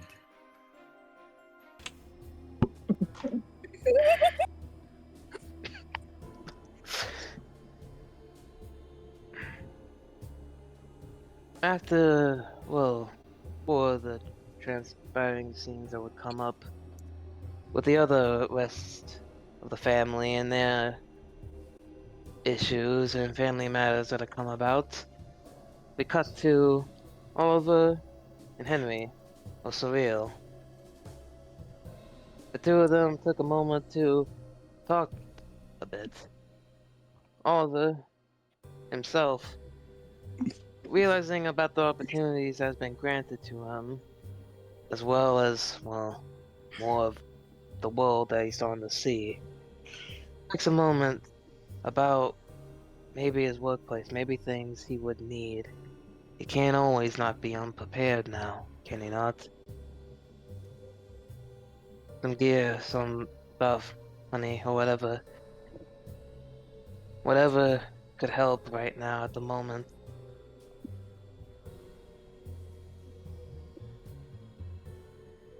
They take their time to leave the house real quick, making their way to the edge of the ninth quarter, where the office had laid. Place he stays at until he's called. It's not much of a place. It's affordable, it's small. He never really cared for fancy things. More like a minimalist. What he didn't need, he threw away, or what he does need, he keeps. Make up what space and what resources he could make of the situations. The door itself and windows were curtained, and the door itself locked with a bit of writing, a bit of his name and number on the door. Making my way to it, I take the key out and lock it. Open the door once more. Still memories of what happened the other days ago. still kind of echo. It all seemed like a dream, but yet not. But no, this is reality he has to grasp.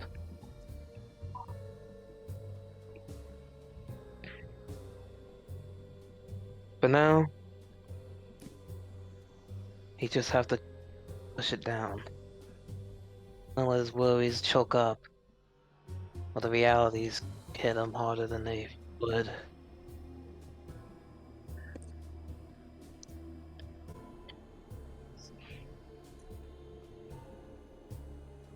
Take a moment to look back at the real. Welcome to my early adored office. Not much, but it's where I stay at when I'm, well, not working usually, or I'm busy looking into stuff.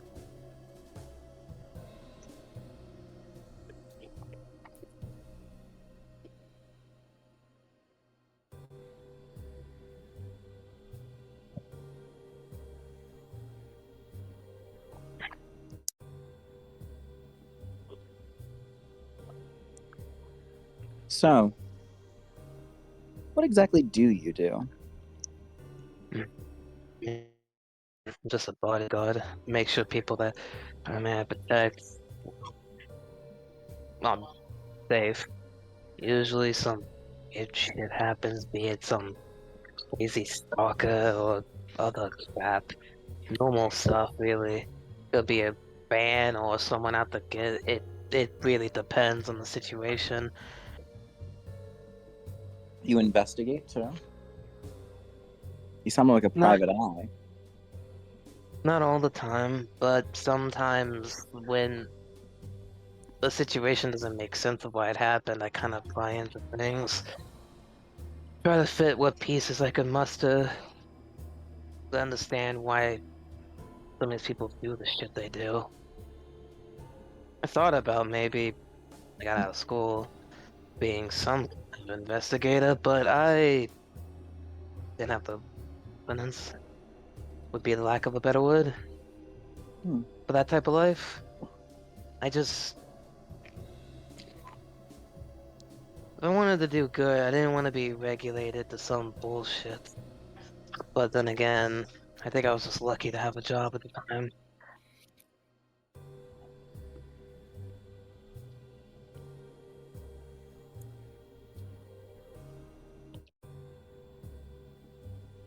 So,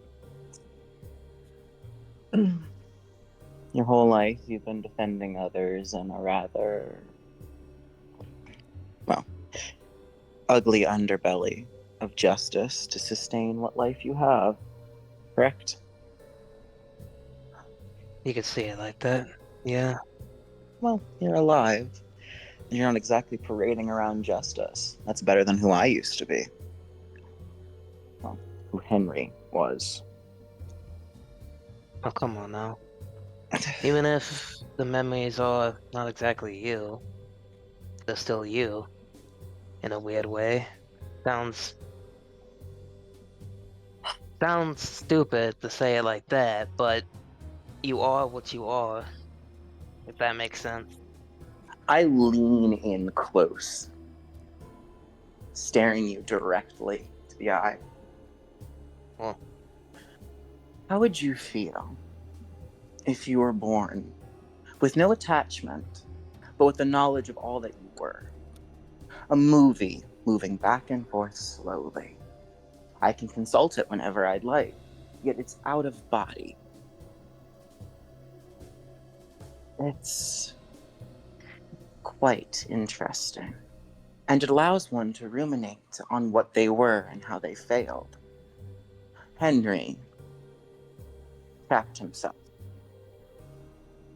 Hypocrisy is a great sin, one that can become the most vicious knife.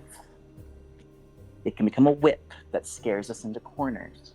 All it takes is someone to grab the handle and present us with what we are. The fact that you can hold your head high because you claim no such justice You have given yourself to the means necessary to facilitate what you want. I'm saying I find that quite admirable. You have the resolve to do what you see fit. Yet, you showed compassion to Henry. I'm ever thankful for that. That's why I'm here, isn't it? Yeah. I guess humility goes a long way. I guess I can't throw that away easily despite all I've been through. Humility is necessary for many, but for you, well, I don't believe there are many who can claim to do half the things that you aspire to. You truly are one who allows his actions to speak louder, and you've done well.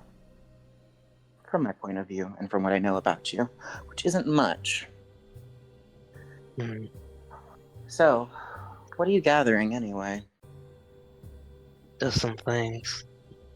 Some ammo and, well, more money, just in case the situation comes up. If a situation comes up, I will support you. You can never be too careful. Of course. Impatience is a lesson that I had yet to learn, and it caused me my first death. I'll take a moment to go down a bit towards the desk area. As a little safe, I'll punch in the code. Food. And only I will remember. And such. I put my hand over it to make sure no one sees. Pushing it in, but I lean down, opening it with a soft click. A revolver inside with full chambered rounds. A heavy one, in fact. I pull it out, looking through it as I spin the chamber, while clicking it back into its socket, strapping it into the holster before I hoist it around, pulling off my coat, hoisting it around with those straps and belt as I slip it on the shoulder and back, rolling my shoulders before reaching down and grabbing two flashbangs. Mm.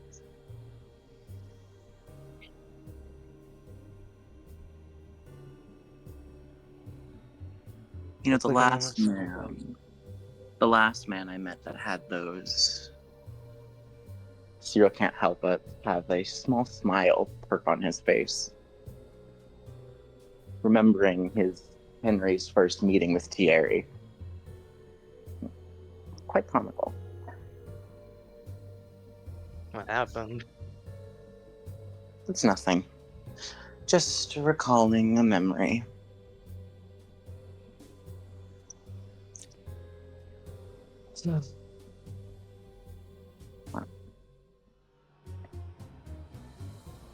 There is another place that we could go to.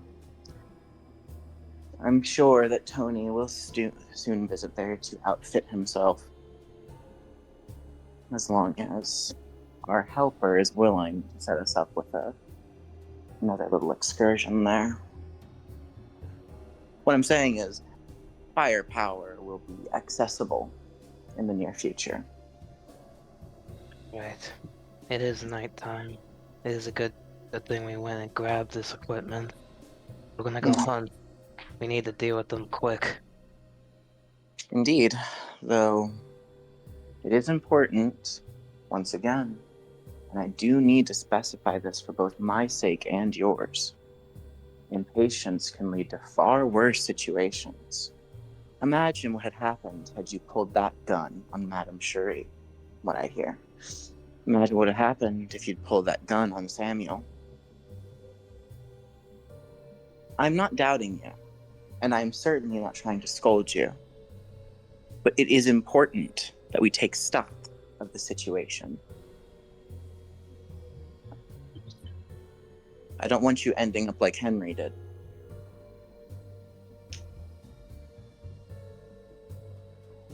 Thank you. I do. Of course. Now, two flashbangs and a gun. What else have you hidden away? Not much. At the moment, I have not gotten anything better. The flashbangs were just in case a bad situation came about. Only ever had to use it once. Well, if it interests you at all, I have a small stockpile of handmade napalm resting at the Redgrave, well, base of operations. That could work. It With a could. cock.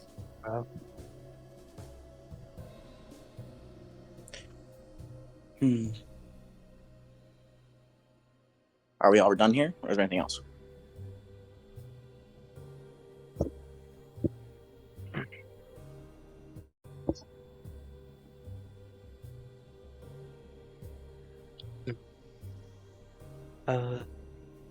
Taking a moment. I rise up to my feet, closing the safe once more as it locks. Before grabbing their identification for the moment. There. Just in case.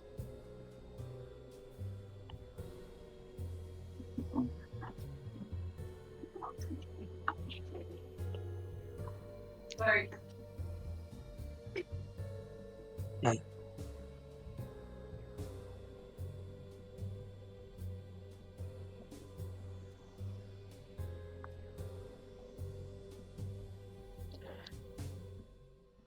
Although I haven't felt before walking on just to leave, take a moment to stop, looking towards the mirror.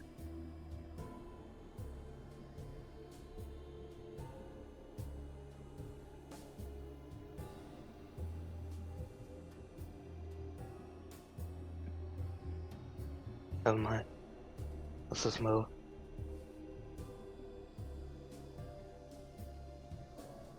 I need to check on some people, see how they're doing before we get going.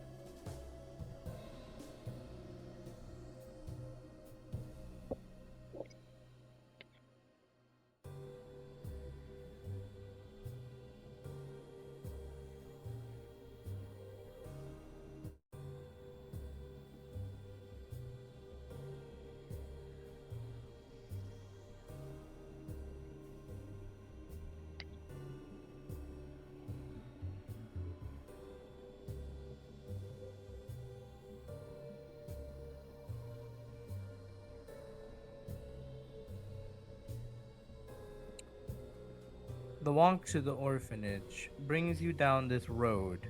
It's not very far away from your office, to be frank. So there's no point in taking a taxi or something. Might as well just take a walk, right?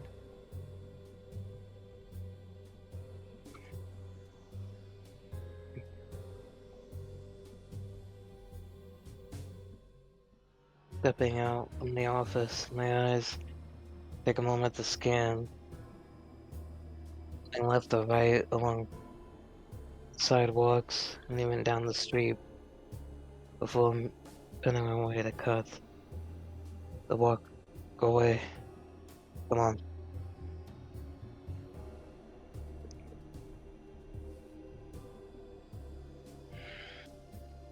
Car's not needed. We can just make it there on foot.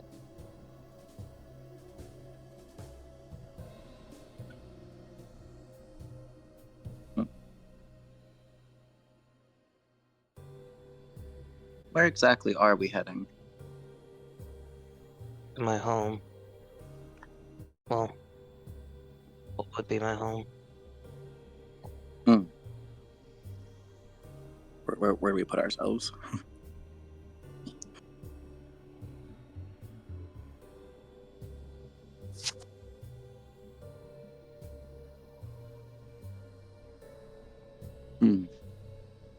So we're heading to your home. More precisely, just where I was born. Need to check up on them, see how everything's been going since, well, everything today. See if anything's changed.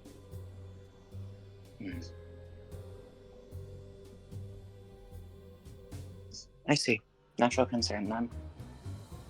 You seem quite fond of them. Yeah. My eyes scan the streets. How long has it been since I've had a walk through the 9th quarter?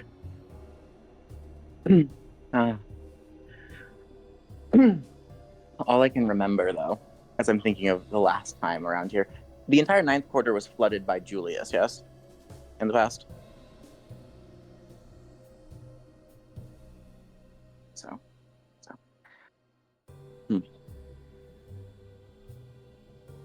So, this interesting walk is pleasing. It's a evening chill. There is, for you, Oliver, a crazy downpour of rain. But of course, Cyril does not feel any such thing. So it's the uncomfortable sort of situation where you're soaking wet, trying to walk, right? Hmm. But for Cyril, it is a very pleasing evening. There's not that many people around. There's a few stalls open, but no one really actually around. Mm.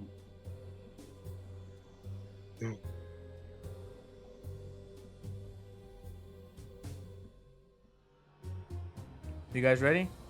Yes. Yes.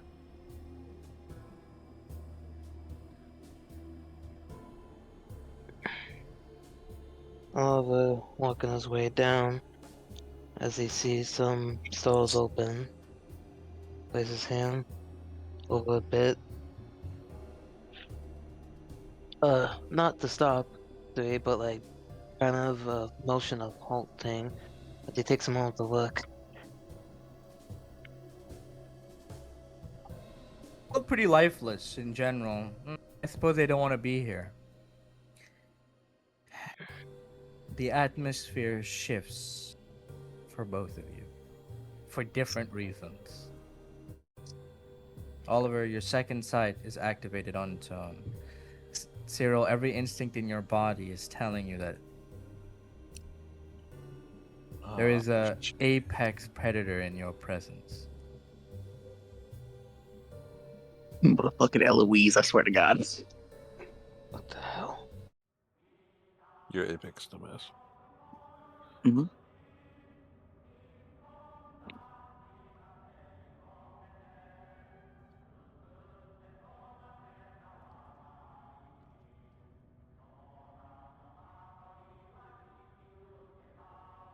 This will be a first time for you, Lance.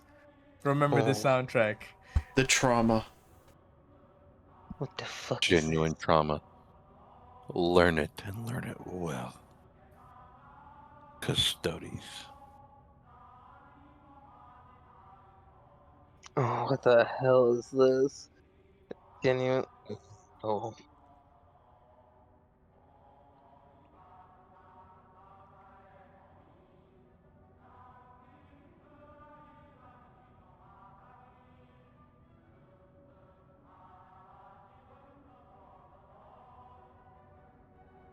What the?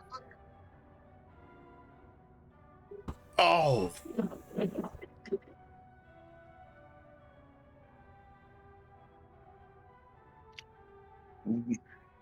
Oh, God.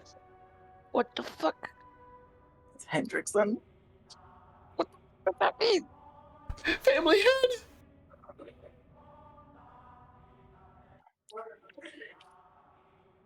All right, bro.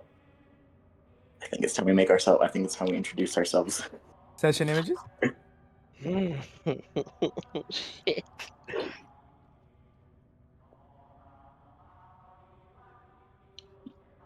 Who the fuck is that? That's Hendrickson. Bro, that's the head of the Vanderlands. Oh fuck! He's what Hugo wishes he was. Okay. Okay. Seriously, no, seriously. Okay, I can character. Cyril's eyes will very easily finding the source of this unease. Of course. Hard to miss, to be frank. Is he shirtless right now as well? No, session images, buddy. Okay. Well, it's token. I was like, oh, that's awesome.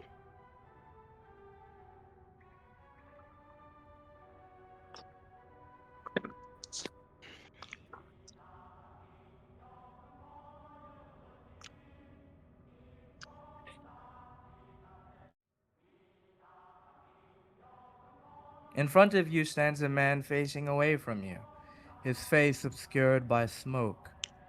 Even the people that are serving him dare not look at his face. He wears pristine white, an overcoat, waistcoat, twintails, and some very, very nice pants. Though his white outfit is stained a little, you see flecks of red.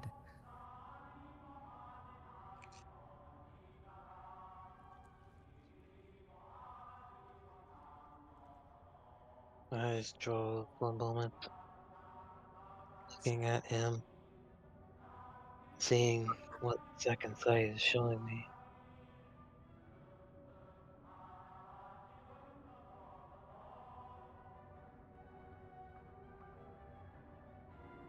A monster the size of the city.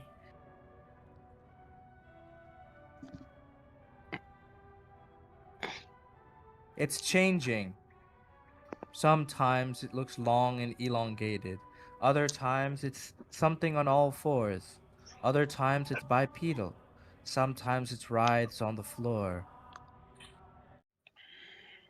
Countless vicissitudes, shapes overlapping. Neural overload. Who is...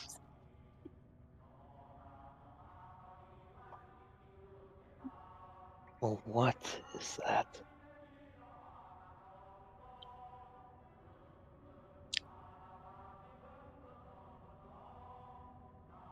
A true apex. A being that could squash us with ease.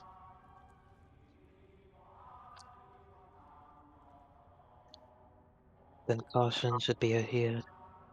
It should. But with one who possesses this much power, I doubt his appearance is coincidence.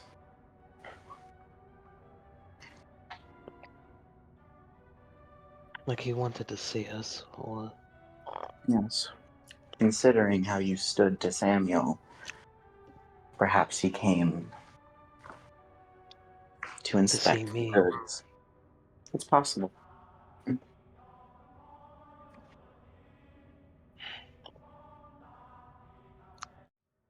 As terrifying as his form is,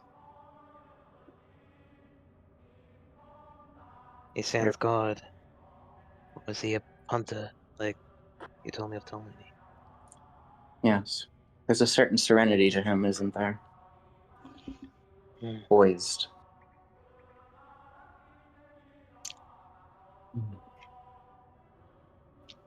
I'm still new to this.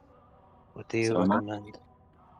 Well, considering the last time I made a judgment rashly, I died. I believe his would be much worse than being burned alive. And there's no guarantee I'd come back. However, the resolve that you faced Samuel with, perhaps you will respect it as well. Perhaps. In this case, I recommend that we greet him respectfully, if anything.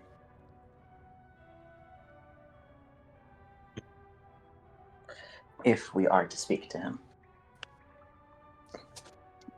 Right. Let's approach. All right?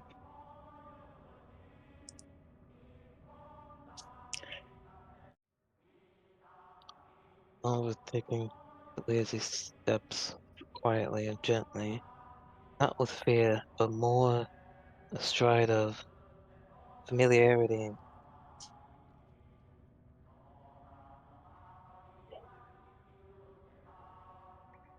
Cyril follows behind, keeping up the pace.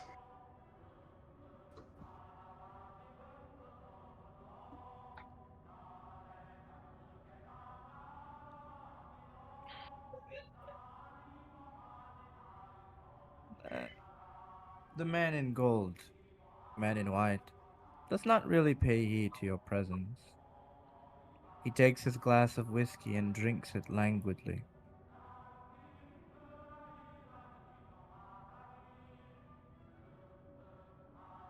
Mm.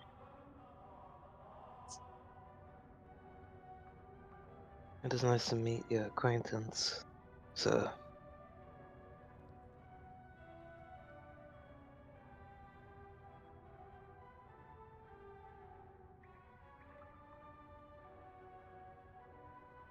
Are you not afraid?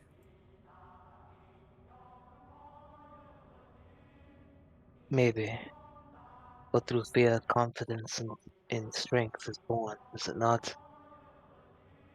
Sometimes fear is what you need to burn the fire. Step. Through fear, one learns their place. That is all. Then fear does not linger. Bold words from one who has not faced the trial of fear.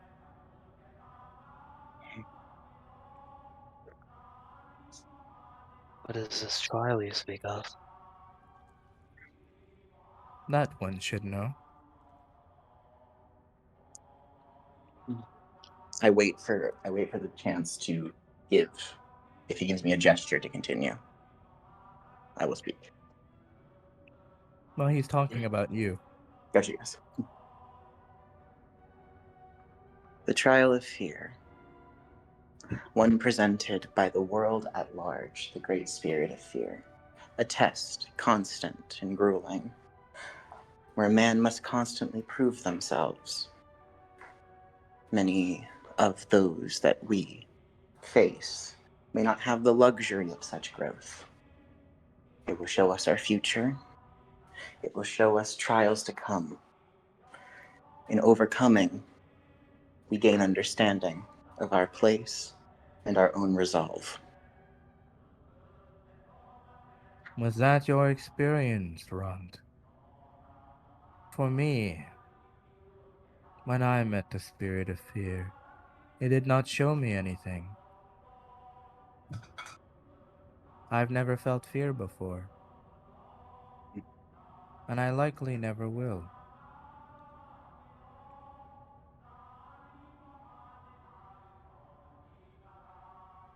Do you seek a... Is that why you do what you do? To see if you can. Seek what does strike fear. I'm not some hedonist boy. I fight for a cause beyond your meager understanding. Though I suppose that's not why I'm here tonight.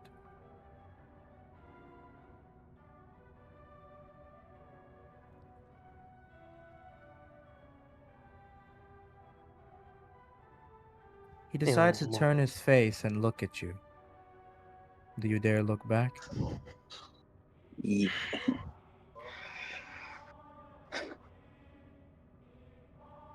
For a Yeah, I guess we moment, have. hesitation wipes ways over me for a moment. Before I look, not learning.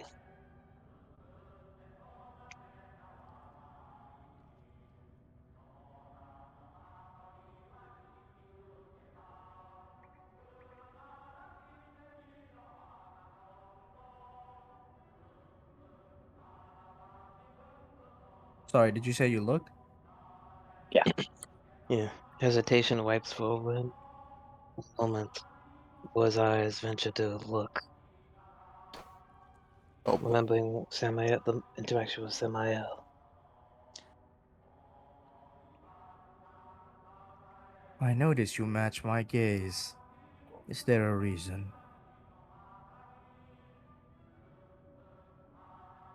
Not particularly. But I met one of your... someone like you, I suppose. Maybe not in the same sense, but part of the same family. Line of work.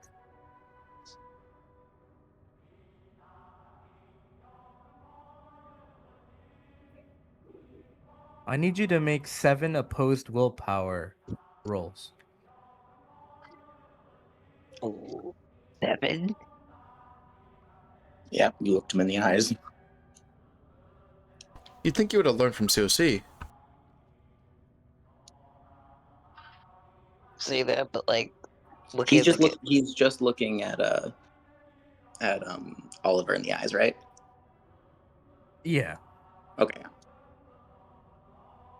Not gonna lie, this ship is awesome.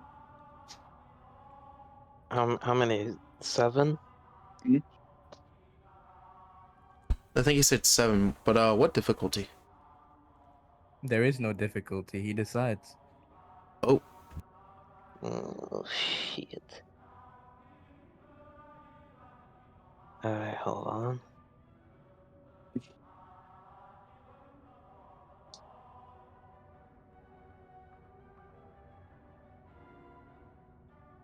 $5D, 10, 7 times.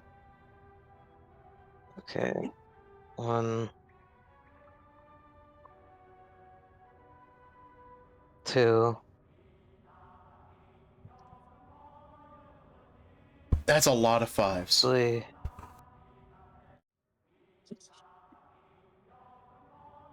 4, 5, 6, and 7. Yes. Thank God for Yo, DD those are luck. pretty good. Except, bro He had a gets those full double plate of 10s. 5s, bro. Yeah, I don't know about that. That That one had was- me, bro. That one I A don't look full at me. plate of 5s. Like, the whole thing was just 5. That's insane. Impressive. You.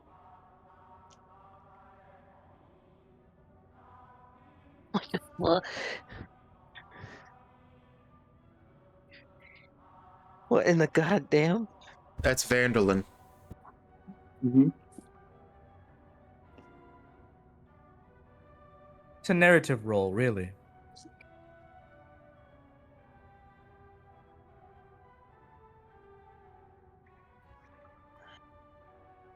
You know what?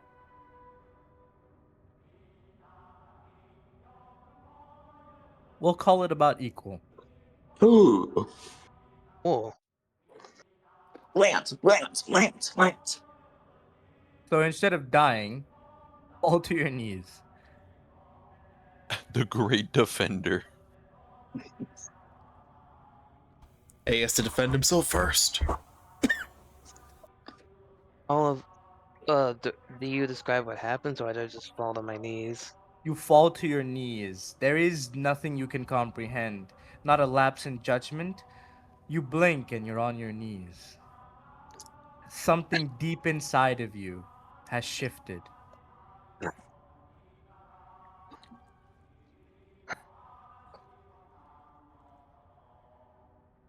What's that?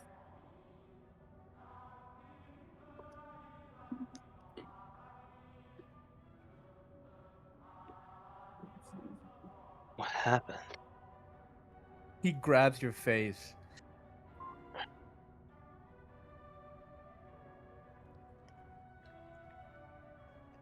If you don't pull out your strength, you're going to die here. Mhm.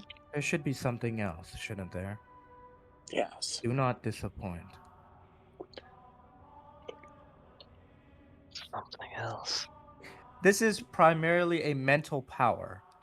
And all imbued possess something, don't they? Second. The conviction or willpower? Second sight. No, sec. Did you read what second sight does? Take it from the man who played a Yeah. Bude. Activate it. Yeah, I read a bit what it did. I was didn't know this is the right moment, but yeah, I'll use second sight. Spend a point of conviction.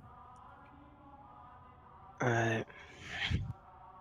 One conviction point. You see golden bands, these rings of light, appear around, and then they shatter. As the ground around you, Cyril, your instincts tell you to jump back, so you don't get in the way of this. Copy.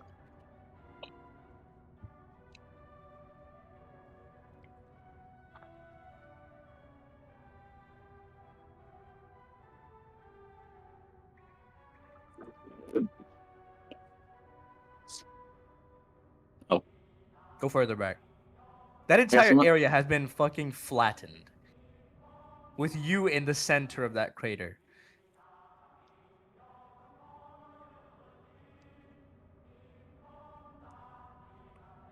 Nothing's happened to you, by the way. You just pushed whatever was inside of your mind out, and it landing outside did all of this. What? Damn, Hendrickson's so big brain, his thoughts have mass. What was this?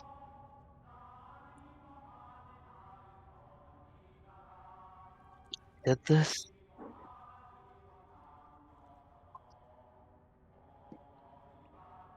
Huh. Well, seems you are special. Not bad. Do you possess rank and status? At the moment, so it is. Not Redgrave.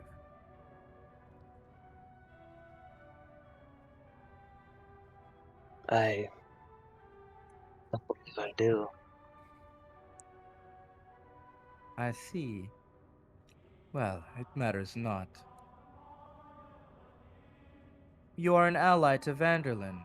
You're welcome in my home anytime you please.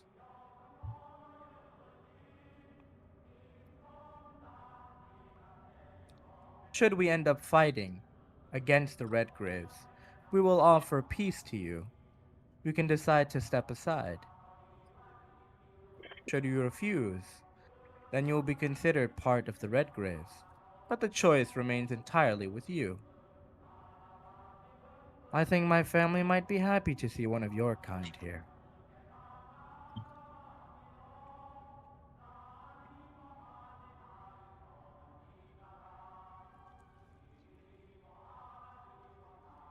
I see.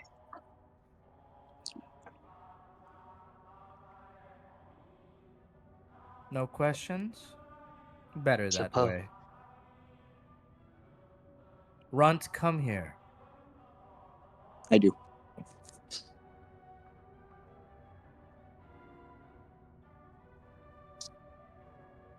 There's someone who wants to speak with you.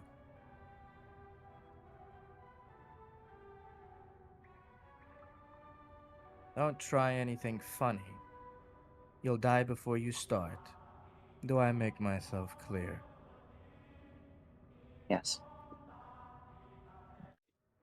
You look different than before. Huh. So, growth is possible even in the wild.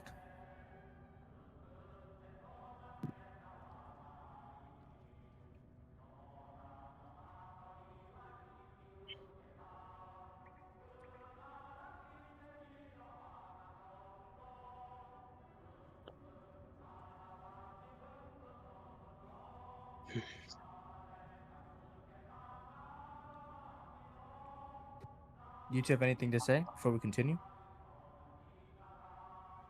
Yes. I want to say something.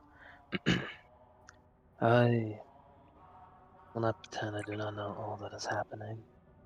Little Lion, you as well, Sam. Well,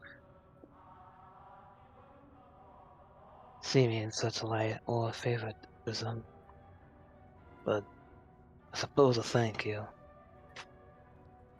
for whatever this was, this lesson, I suppose.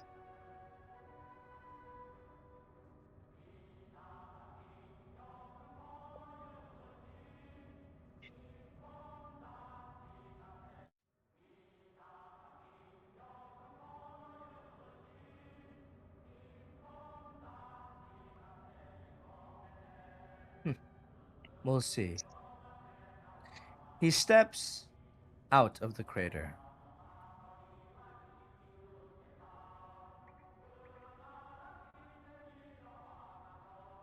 Henry, you see him snap his fingers, and the crater's earth molds back as if nothing happened.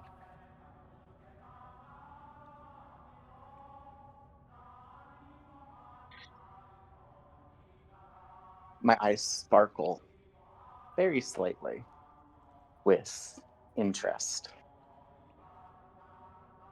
Though a part of me knows that this is expected. This being before me is one who stands at a pinnacle that I am merely at the foot of.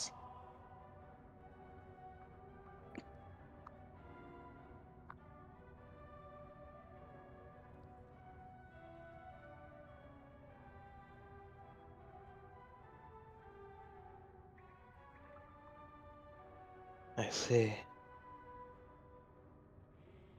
You see him extend his hand, and it quite literally disappears in front of you, Oliver. But to you, Cyril, it looks very different. Mhm. You see, there is a thin barrier. Well, it looks thin, but it's quite hard, as you've experienced with Marina.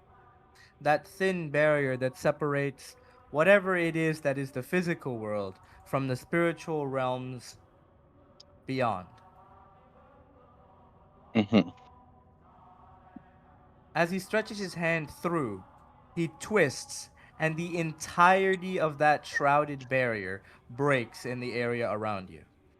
Can you just make this shit a fucking broken land? Marble phantasm ass No, moment. this is worse than that. This is way worse than that shit. Huh? You see countless wailing spirits, formless things, but not just formless, things that look like humans too. Perhaps it would be accurate to call them ghosts, start swarming around this hole he created. Mm. He turns to gaze at them, and all of them break like fragile glass.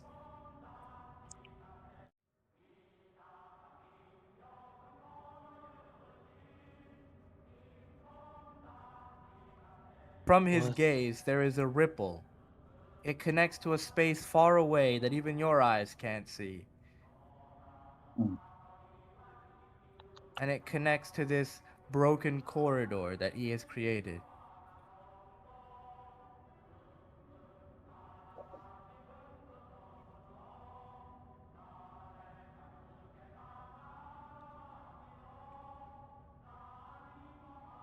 Well, you take it from here.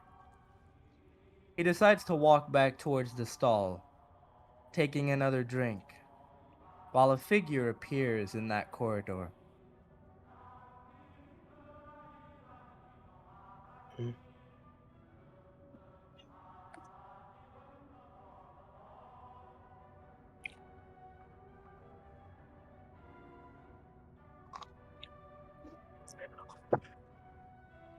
Oh, Who the fuck is that?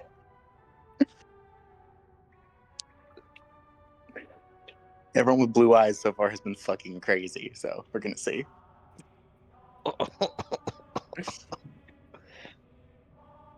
Oh boy.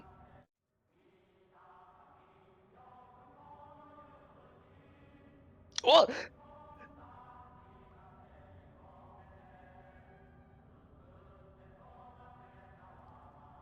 The, the name, the a name. Oh my God, it's Ballerina.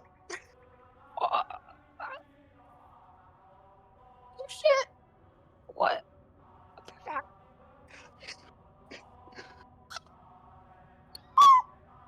Exactly same. Bro, I gotta I'm make some sorry. memes about you and I fangirling. I'm gonna make a bunch of memes about that. Okay. Good evening, everyone. I hope you've been well.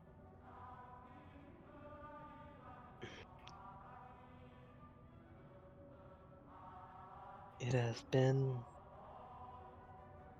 a different type of night, man. Good evening.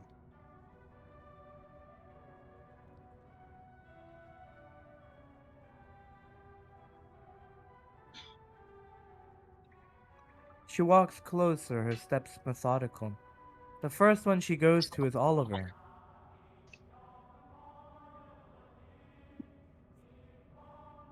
You're quite tall, so she has to reach very high. Hmm? Her hands hold your cheeks as she takes a closer look. Hmm. Oh, you look so familiar. How have you been? Have you lived well? One of relative ease, man. I sorry I did not get your name. My name's Kalarina.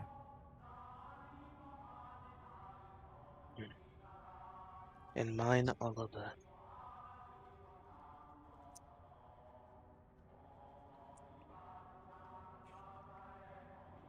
Beautiful name. And you? Cyril. It's been so long.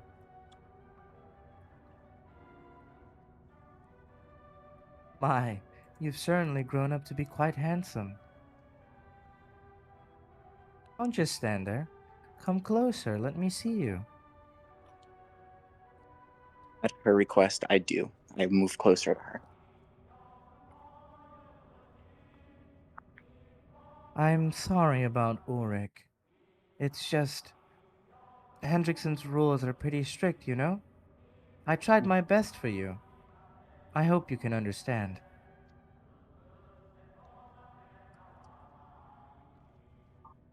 There is a strange emotion in my body. I cannot fault her at all. In fact, there is some deep well of curiosity in what I believe is affection. I nod my head to her. I do not fault you. That was entirely my own fault.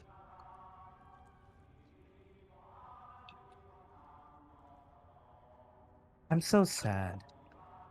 If you had grown up with us, we would have taken so much better care of you.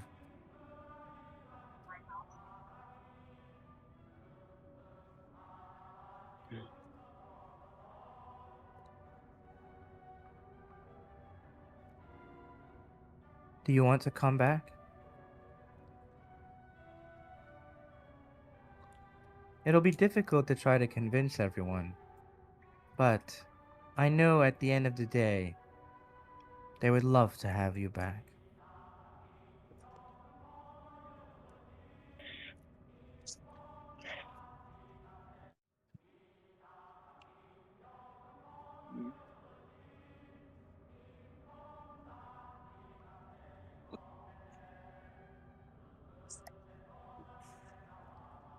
It is a very difficult decision. On one hand, I so desperately want to see you.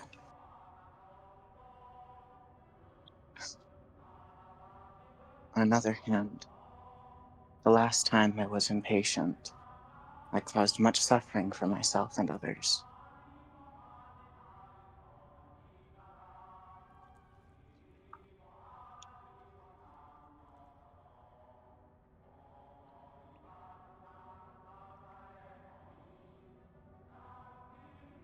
Well, I guess it has been too long.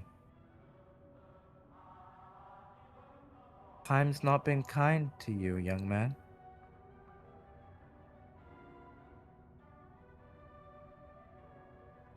Then again, maybe you're under better care at the Red Graves.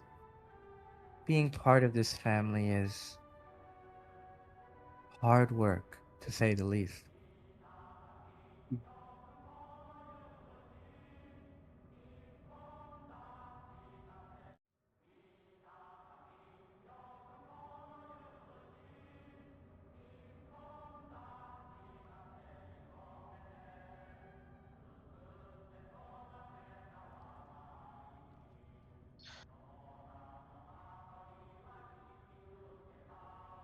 I try. It's very difficult for me to speak. This well of emotion continues.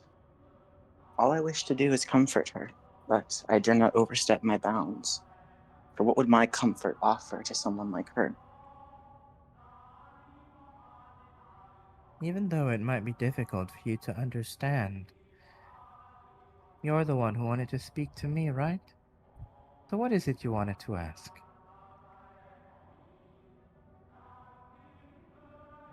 I wanted to ask, how are you?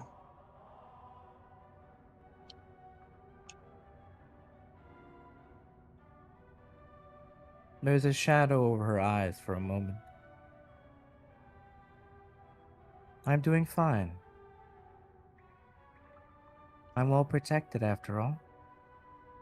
I'm surrounded by my family. What more could I ask for? Mhm.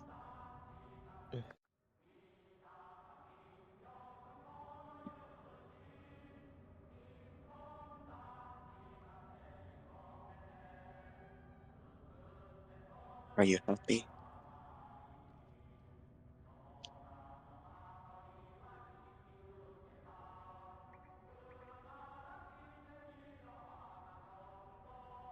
Happiness is just a level of suffering we've deemed as acceptable.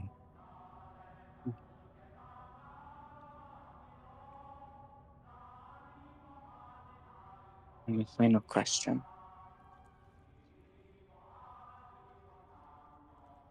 Would you be willing to get to know me?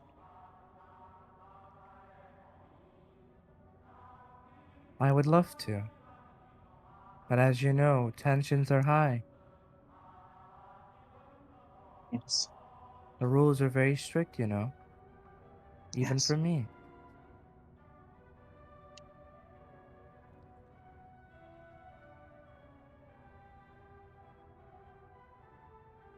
If you really wanted to get to know me, you should consider coming back to me.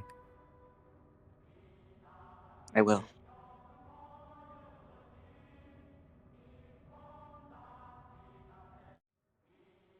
You've lost out on so much. Do you want it? To learn? To be like your family? Even if you're so far away.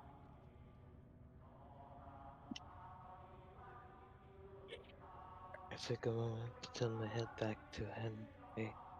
Sorry.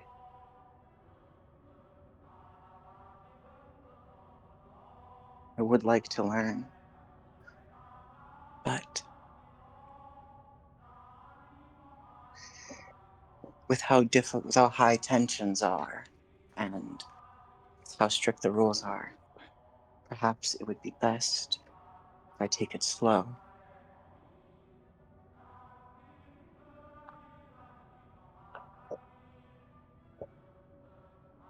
It is agony having to wait and to consider.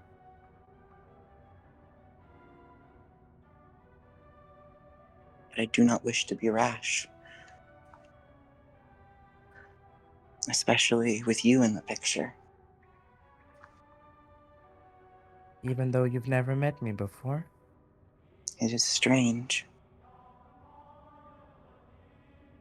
I feel like you are someone extremely precious to me and to others. And I do not wish to trouble you or to hurt you or burden you with more. But I do wish to know you.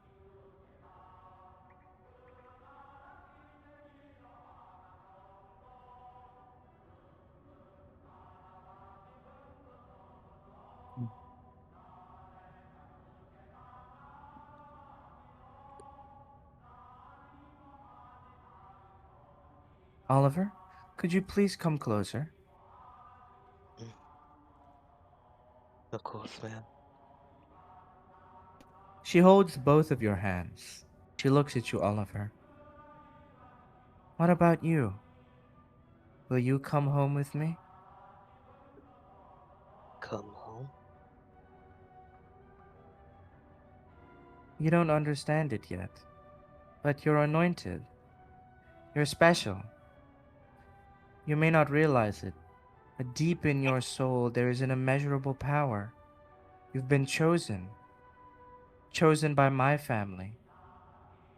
We don't do such a thing lightly, you know.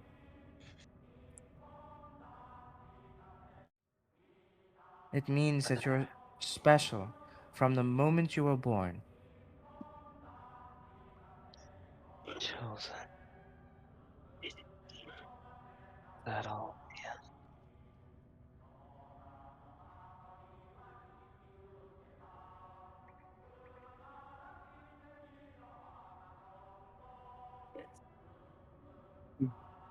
But I am just a legacy.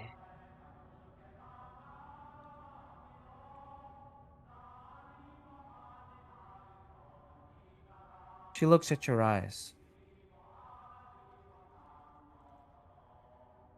Huh. So you won't come either, huh? I can see it, you know. You have another family to protect. I do. Accepting you is no problem, but accepting your other family, well, I'm sorry. Really, I am. To both of you. It wasn't meant to be like this, but fate simply works in mysterious ways.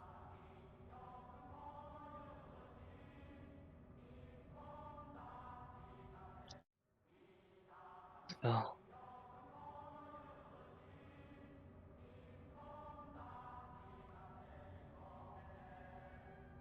that explains it then.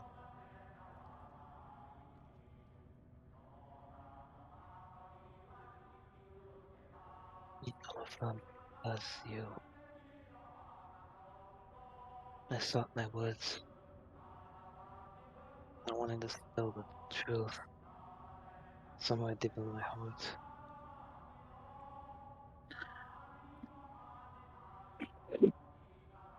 I'm sorry. They need me, but your family needs you.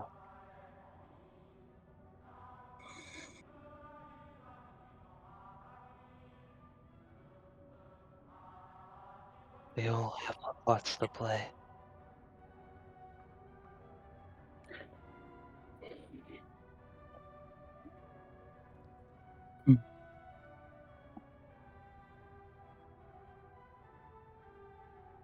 But still feel a bit of closure, knowing who you are now.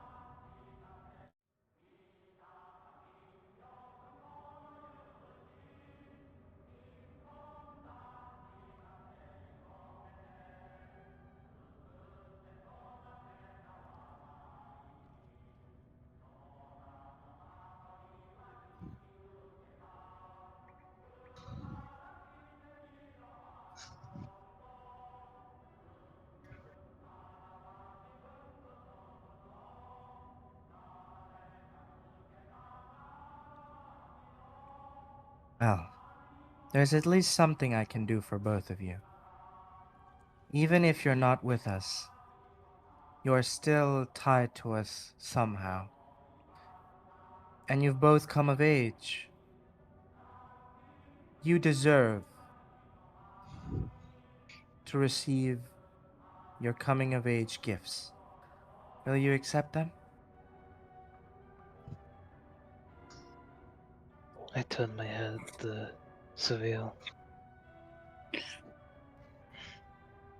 before giving a soft nod. I as well. I turned back. We are.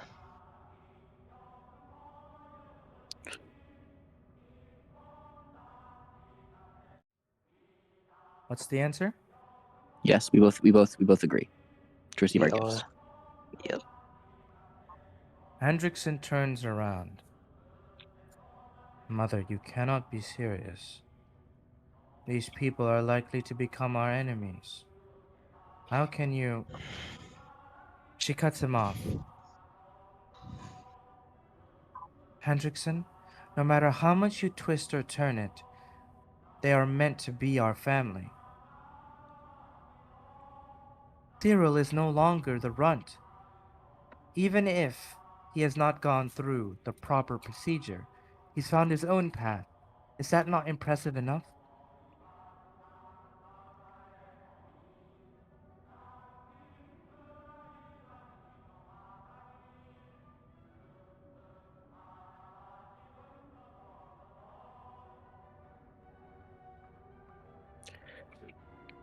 And Oliver here. He resisted the powers of your mind. That's worth something, isn't it?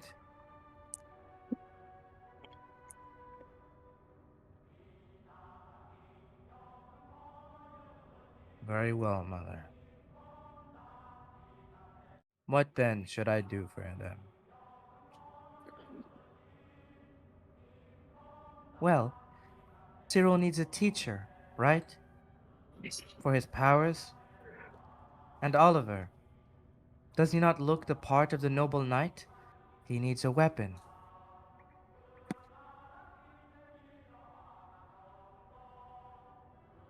Mother, how is this any different from arming the enemy? These people will likely use those things against us. Is that... He gets cut off again. Listen to me, Hendrickson. That's for you to deal with. Aren't you powerful on your own?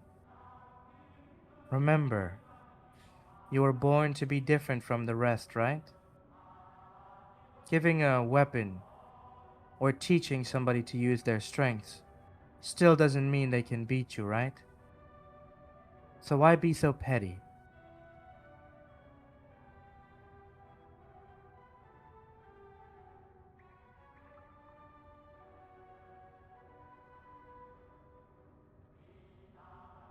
Very well then, Mother. I'll do so.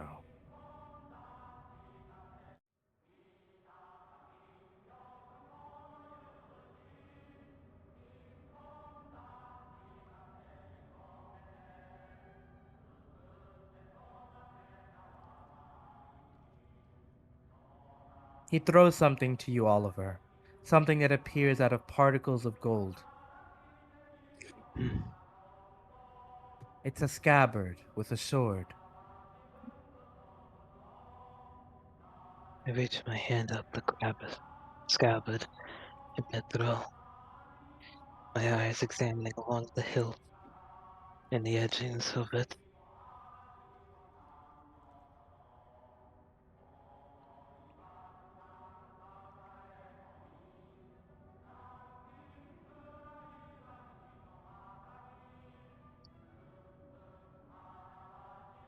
A sword.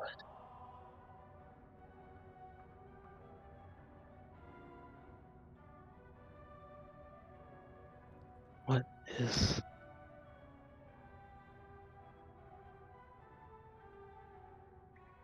I trace Ask my the runt. fingers.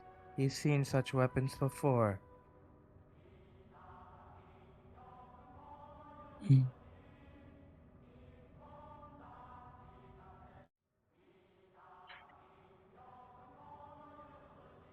They do me the honors.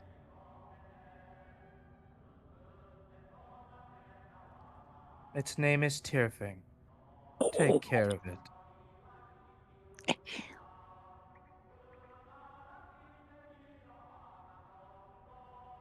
He holds it firmly, tightly, grasping onto a gift before giving a gentle nod. Thank you.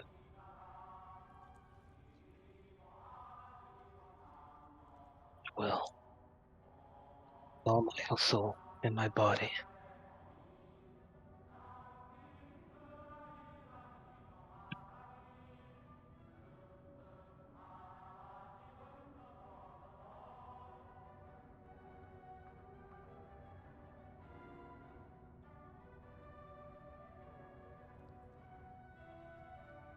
There is a caveat, of course.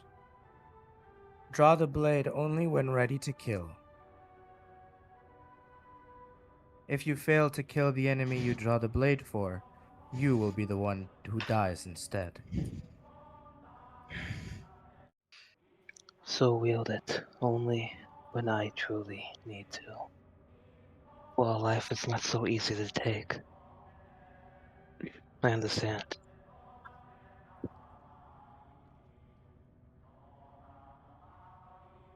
As for you, Runt, you want to learn your powers, yes? Yes. Do you expect me to teach you?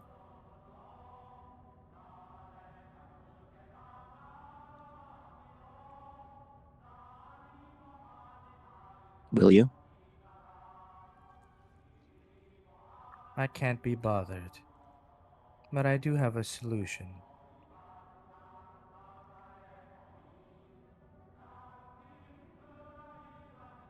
He grabs your neck.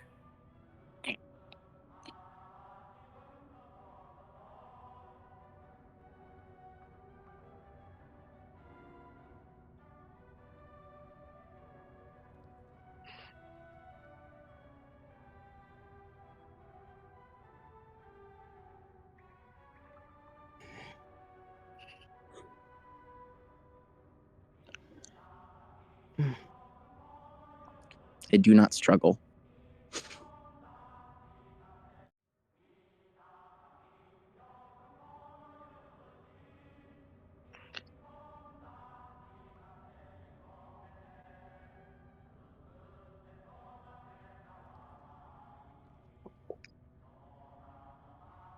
Look at holes.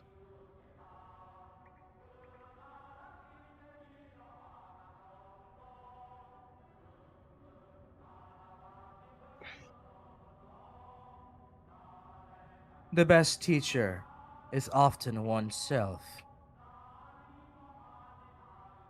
Bestowment. Dualistic existence manifest. What?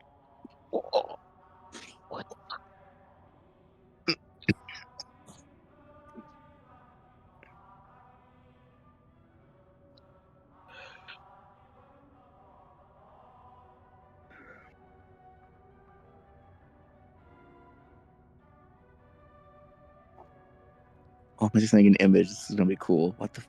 Oh. You know what? You know what, Lance? Hmm? We got another W.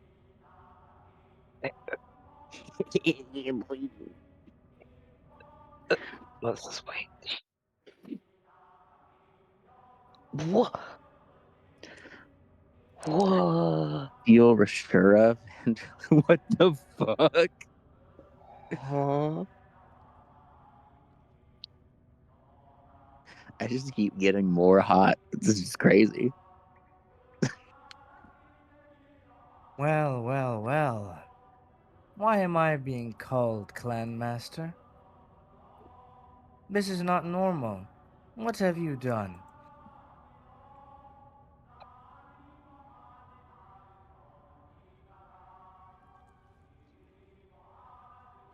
Hold your tongue, spirit.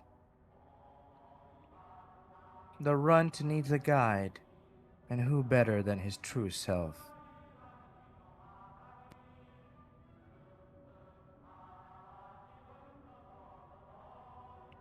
Really? Well, I suppose it was Mother's request. Very well then. I hear and obey, Clan Master. Should the time ever come where I stand against you, may I surrender? I am not interested in dying. Along with this runt, of course.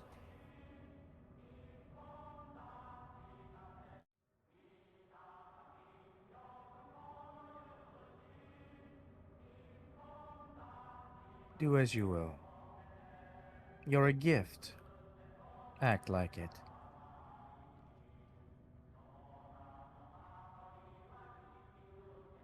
Oh boy.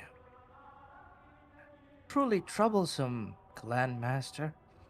But very well. How long will this last? Until the runt becomes stable. Which is never, of course.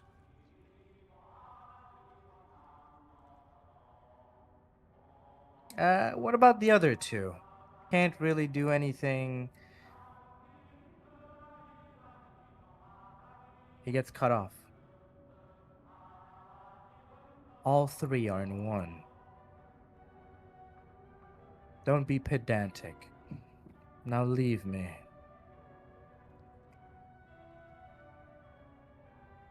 You hear that, Runt? Seems like we're gonna be spending a heck of a lot of time together. Don't fuck this up. I'm not interested in dying. Again! I nod my head.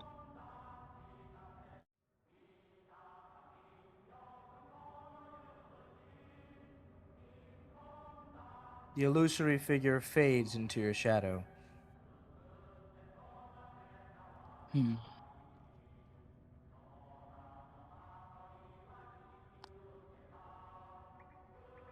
Do you like your gifts, Cyril? Oliver?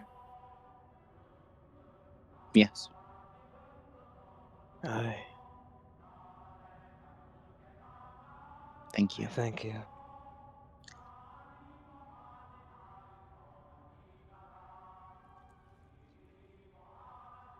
I don't have the words to thank you for this gift, man.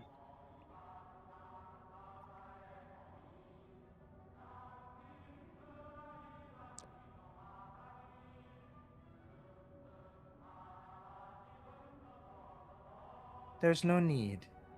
It's the least I should do for you. Now run along now. May I ask one last thing?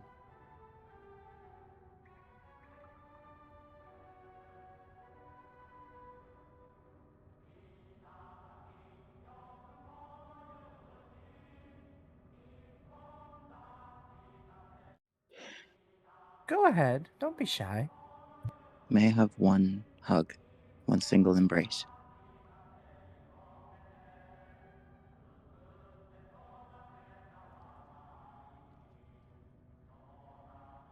She looks stunned by your request. Of course.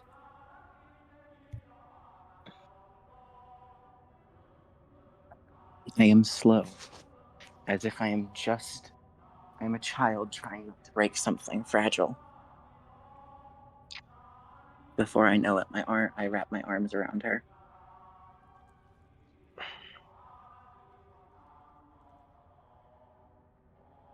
And I would like to whisper something into her ear, Mystic.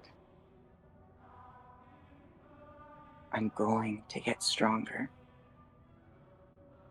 I want to overturn the fate that keeps us apart.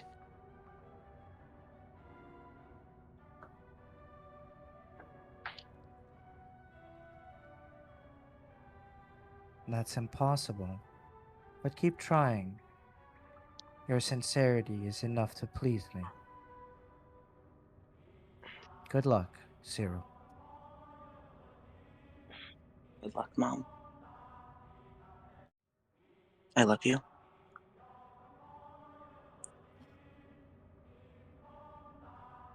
As watching the two embrace, a bit of a tear comes inside of my eye.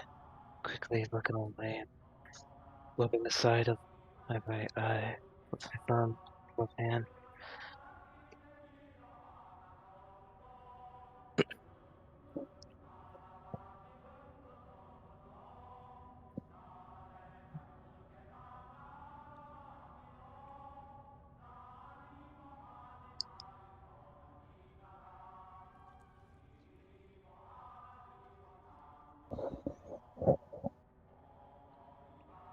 That was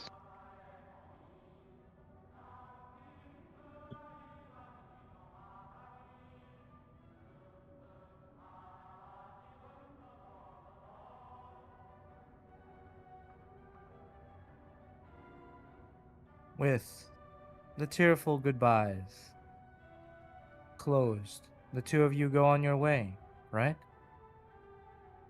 Right. Yes.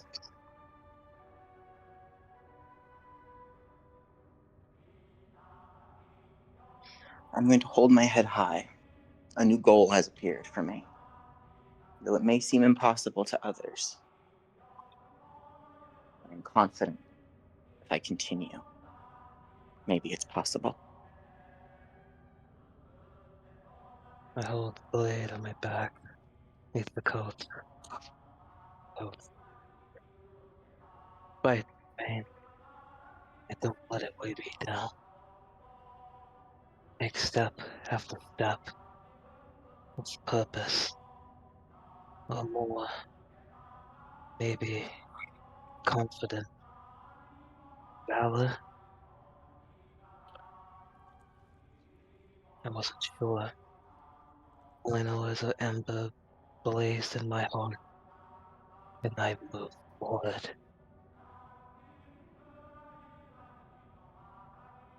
As you walk past, right? Just as you're a distance away, you hear Hendrickson's voice, almost like he's right next to you. You will die in 6 days.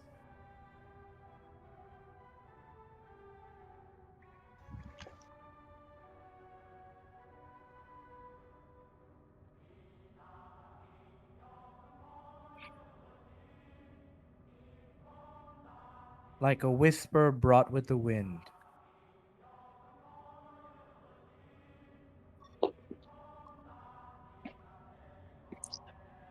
That to both of us or just Oliver? just him. Okay. My head looking to the voice upon the wind. My eyes resolute.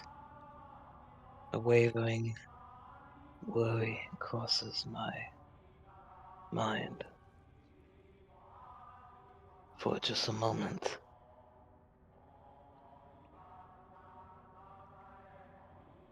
Before I grab the resolve within my mind, hold it like a handle, a chain, and yank it back and turn away, knowing that I may march in death.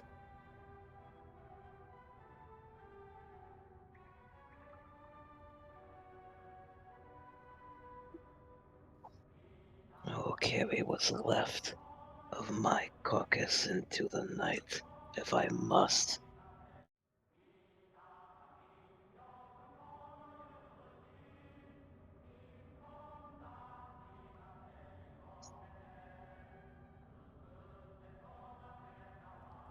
As the two of you leave, there is a final scene that happens here.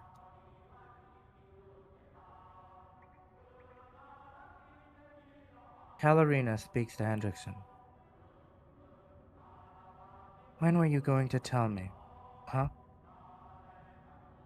That Julius got hurt. You purposefully cut off the connection then, didn't you? Well, tell me the truth, Hendrickson. Was he really hurt? How badly?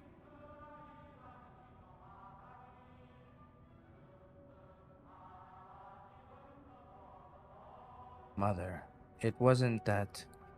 You shouldn't have to see that. That was the reason I did it. Julius has taken mortal injuries, fatal injuries that will never heal. Not unless we enact a grand ritual, which we simply do not have the time for right now. He has patched himself up together to the best of his abilities. He'll be combat ready if that's what you're. Kalarina snaps at him. How could you let this happen, Hendrickson? How could you let your siblings get hurt? I can't believe you. Mother, calm down. Do you realize that it was the people you were talking to just now who hurt Julius? And you decided to arm them? That doesn't matter, Hendrickson. You're the strongest, right? It shouldn't matter whether they're strong, but you let your brother get hurt. That's your failing. Mother, He gets cut off again. I don't want to hear any of it. She grabs at his chest, pulling his collar. I gave birth to you to protect your siblings. You're the perfect child, the strongest child. It's your duty to protect everyone. You failed, Hendrickson. You failed. Send me to Julius now.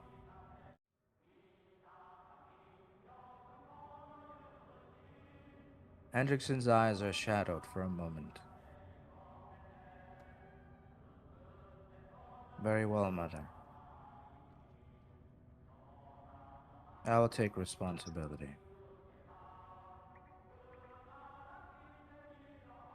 The two of them disappear from where they were standing. End scene.